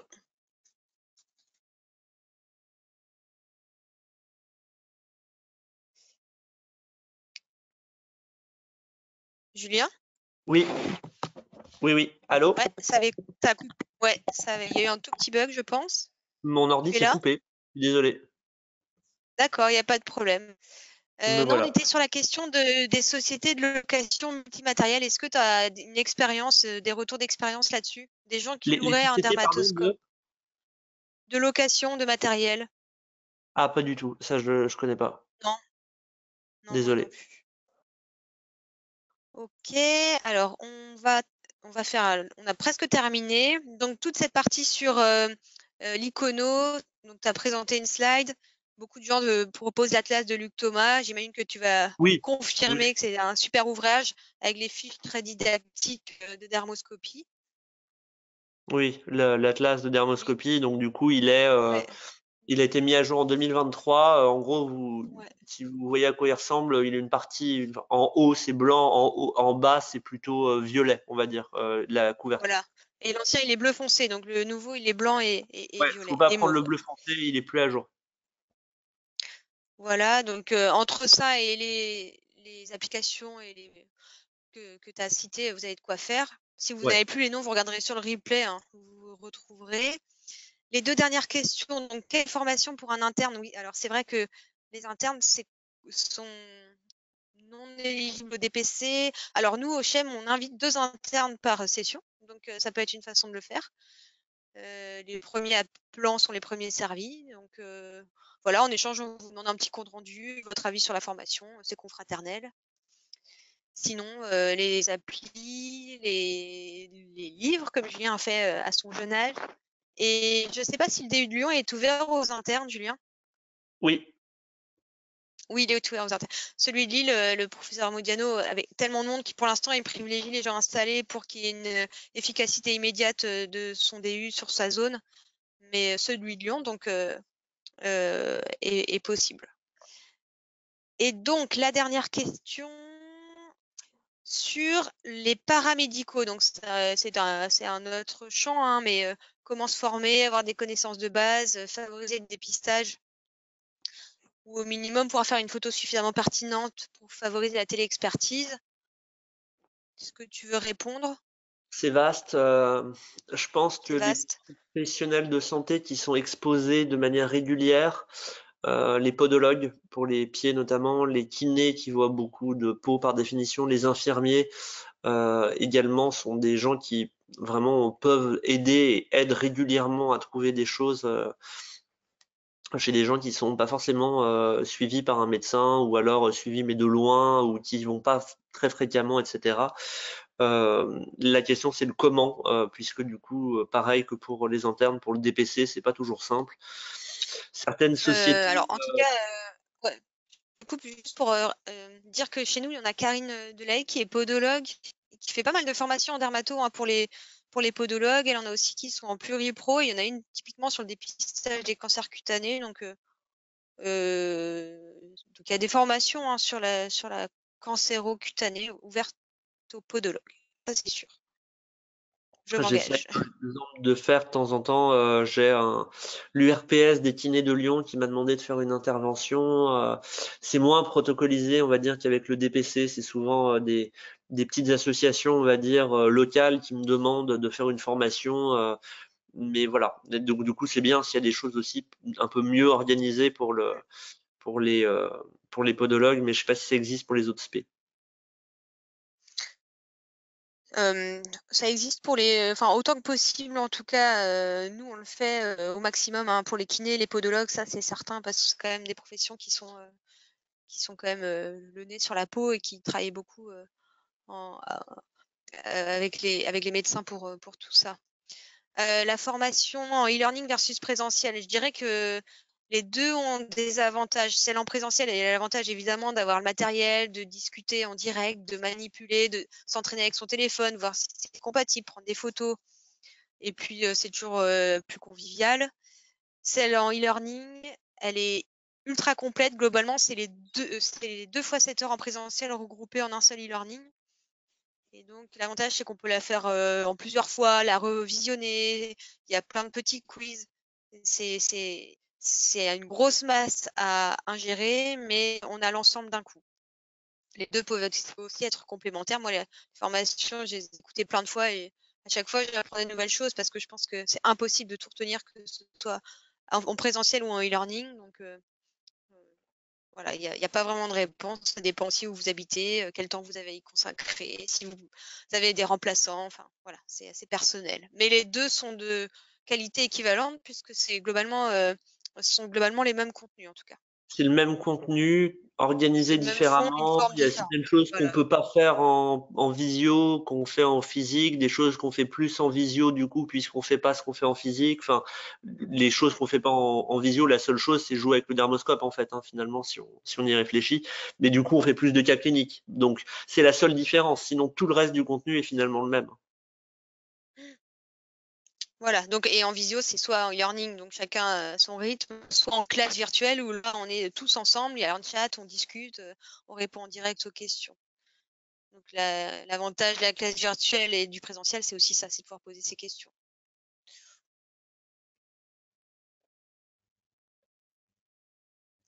Est-ce que vous avez des dernières questions avant qu'on clôture la soirée? D'ailleurs, peut-être que pour certains, vous n'êtes plus là. Alors, les bagues sont universelles? Il y en a, oui. Il faut prendre celles qui sont universelles, effectivement, comme ça, quand on change de téléphone, ça permet de garder la bague. Attention, du coup, par universel, ce que tu veux dire. Donc du coup, quand on parle de bagues pour prendre la photo, donc il y a des coques par exemple pour smartphone ou des bagues pour smartphone qui se vissent et donc du coup il y en a qui sont universelles côté smartphone. Par contre, elles seront jamais universelles côté dermoscope.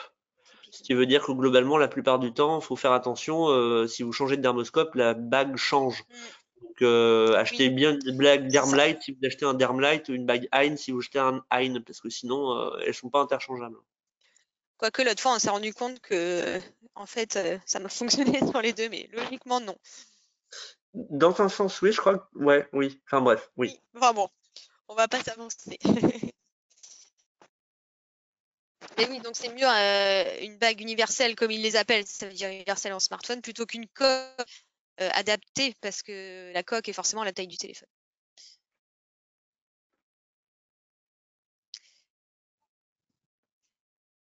Eh bien, merci en tout cas à tout le monde.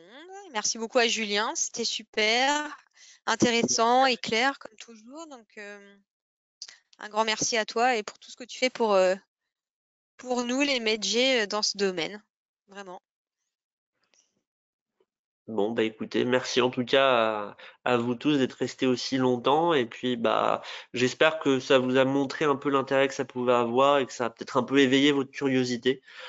J'espère qu'on se reverra peut-être en formation. J'ai vu qu'il y a déjà des gens qui se sont mis sur le groupe Facebook, donc j'espère que ça vous apportera quelque chose et n'hésitez pas à me faire des retours si vous voulez. Par contre, je vous préviens, il fait toujours les mêmes blagues. Allez, sur ce, Bonne soirée. bonne soirée à tous. Au revoir. Au revoir.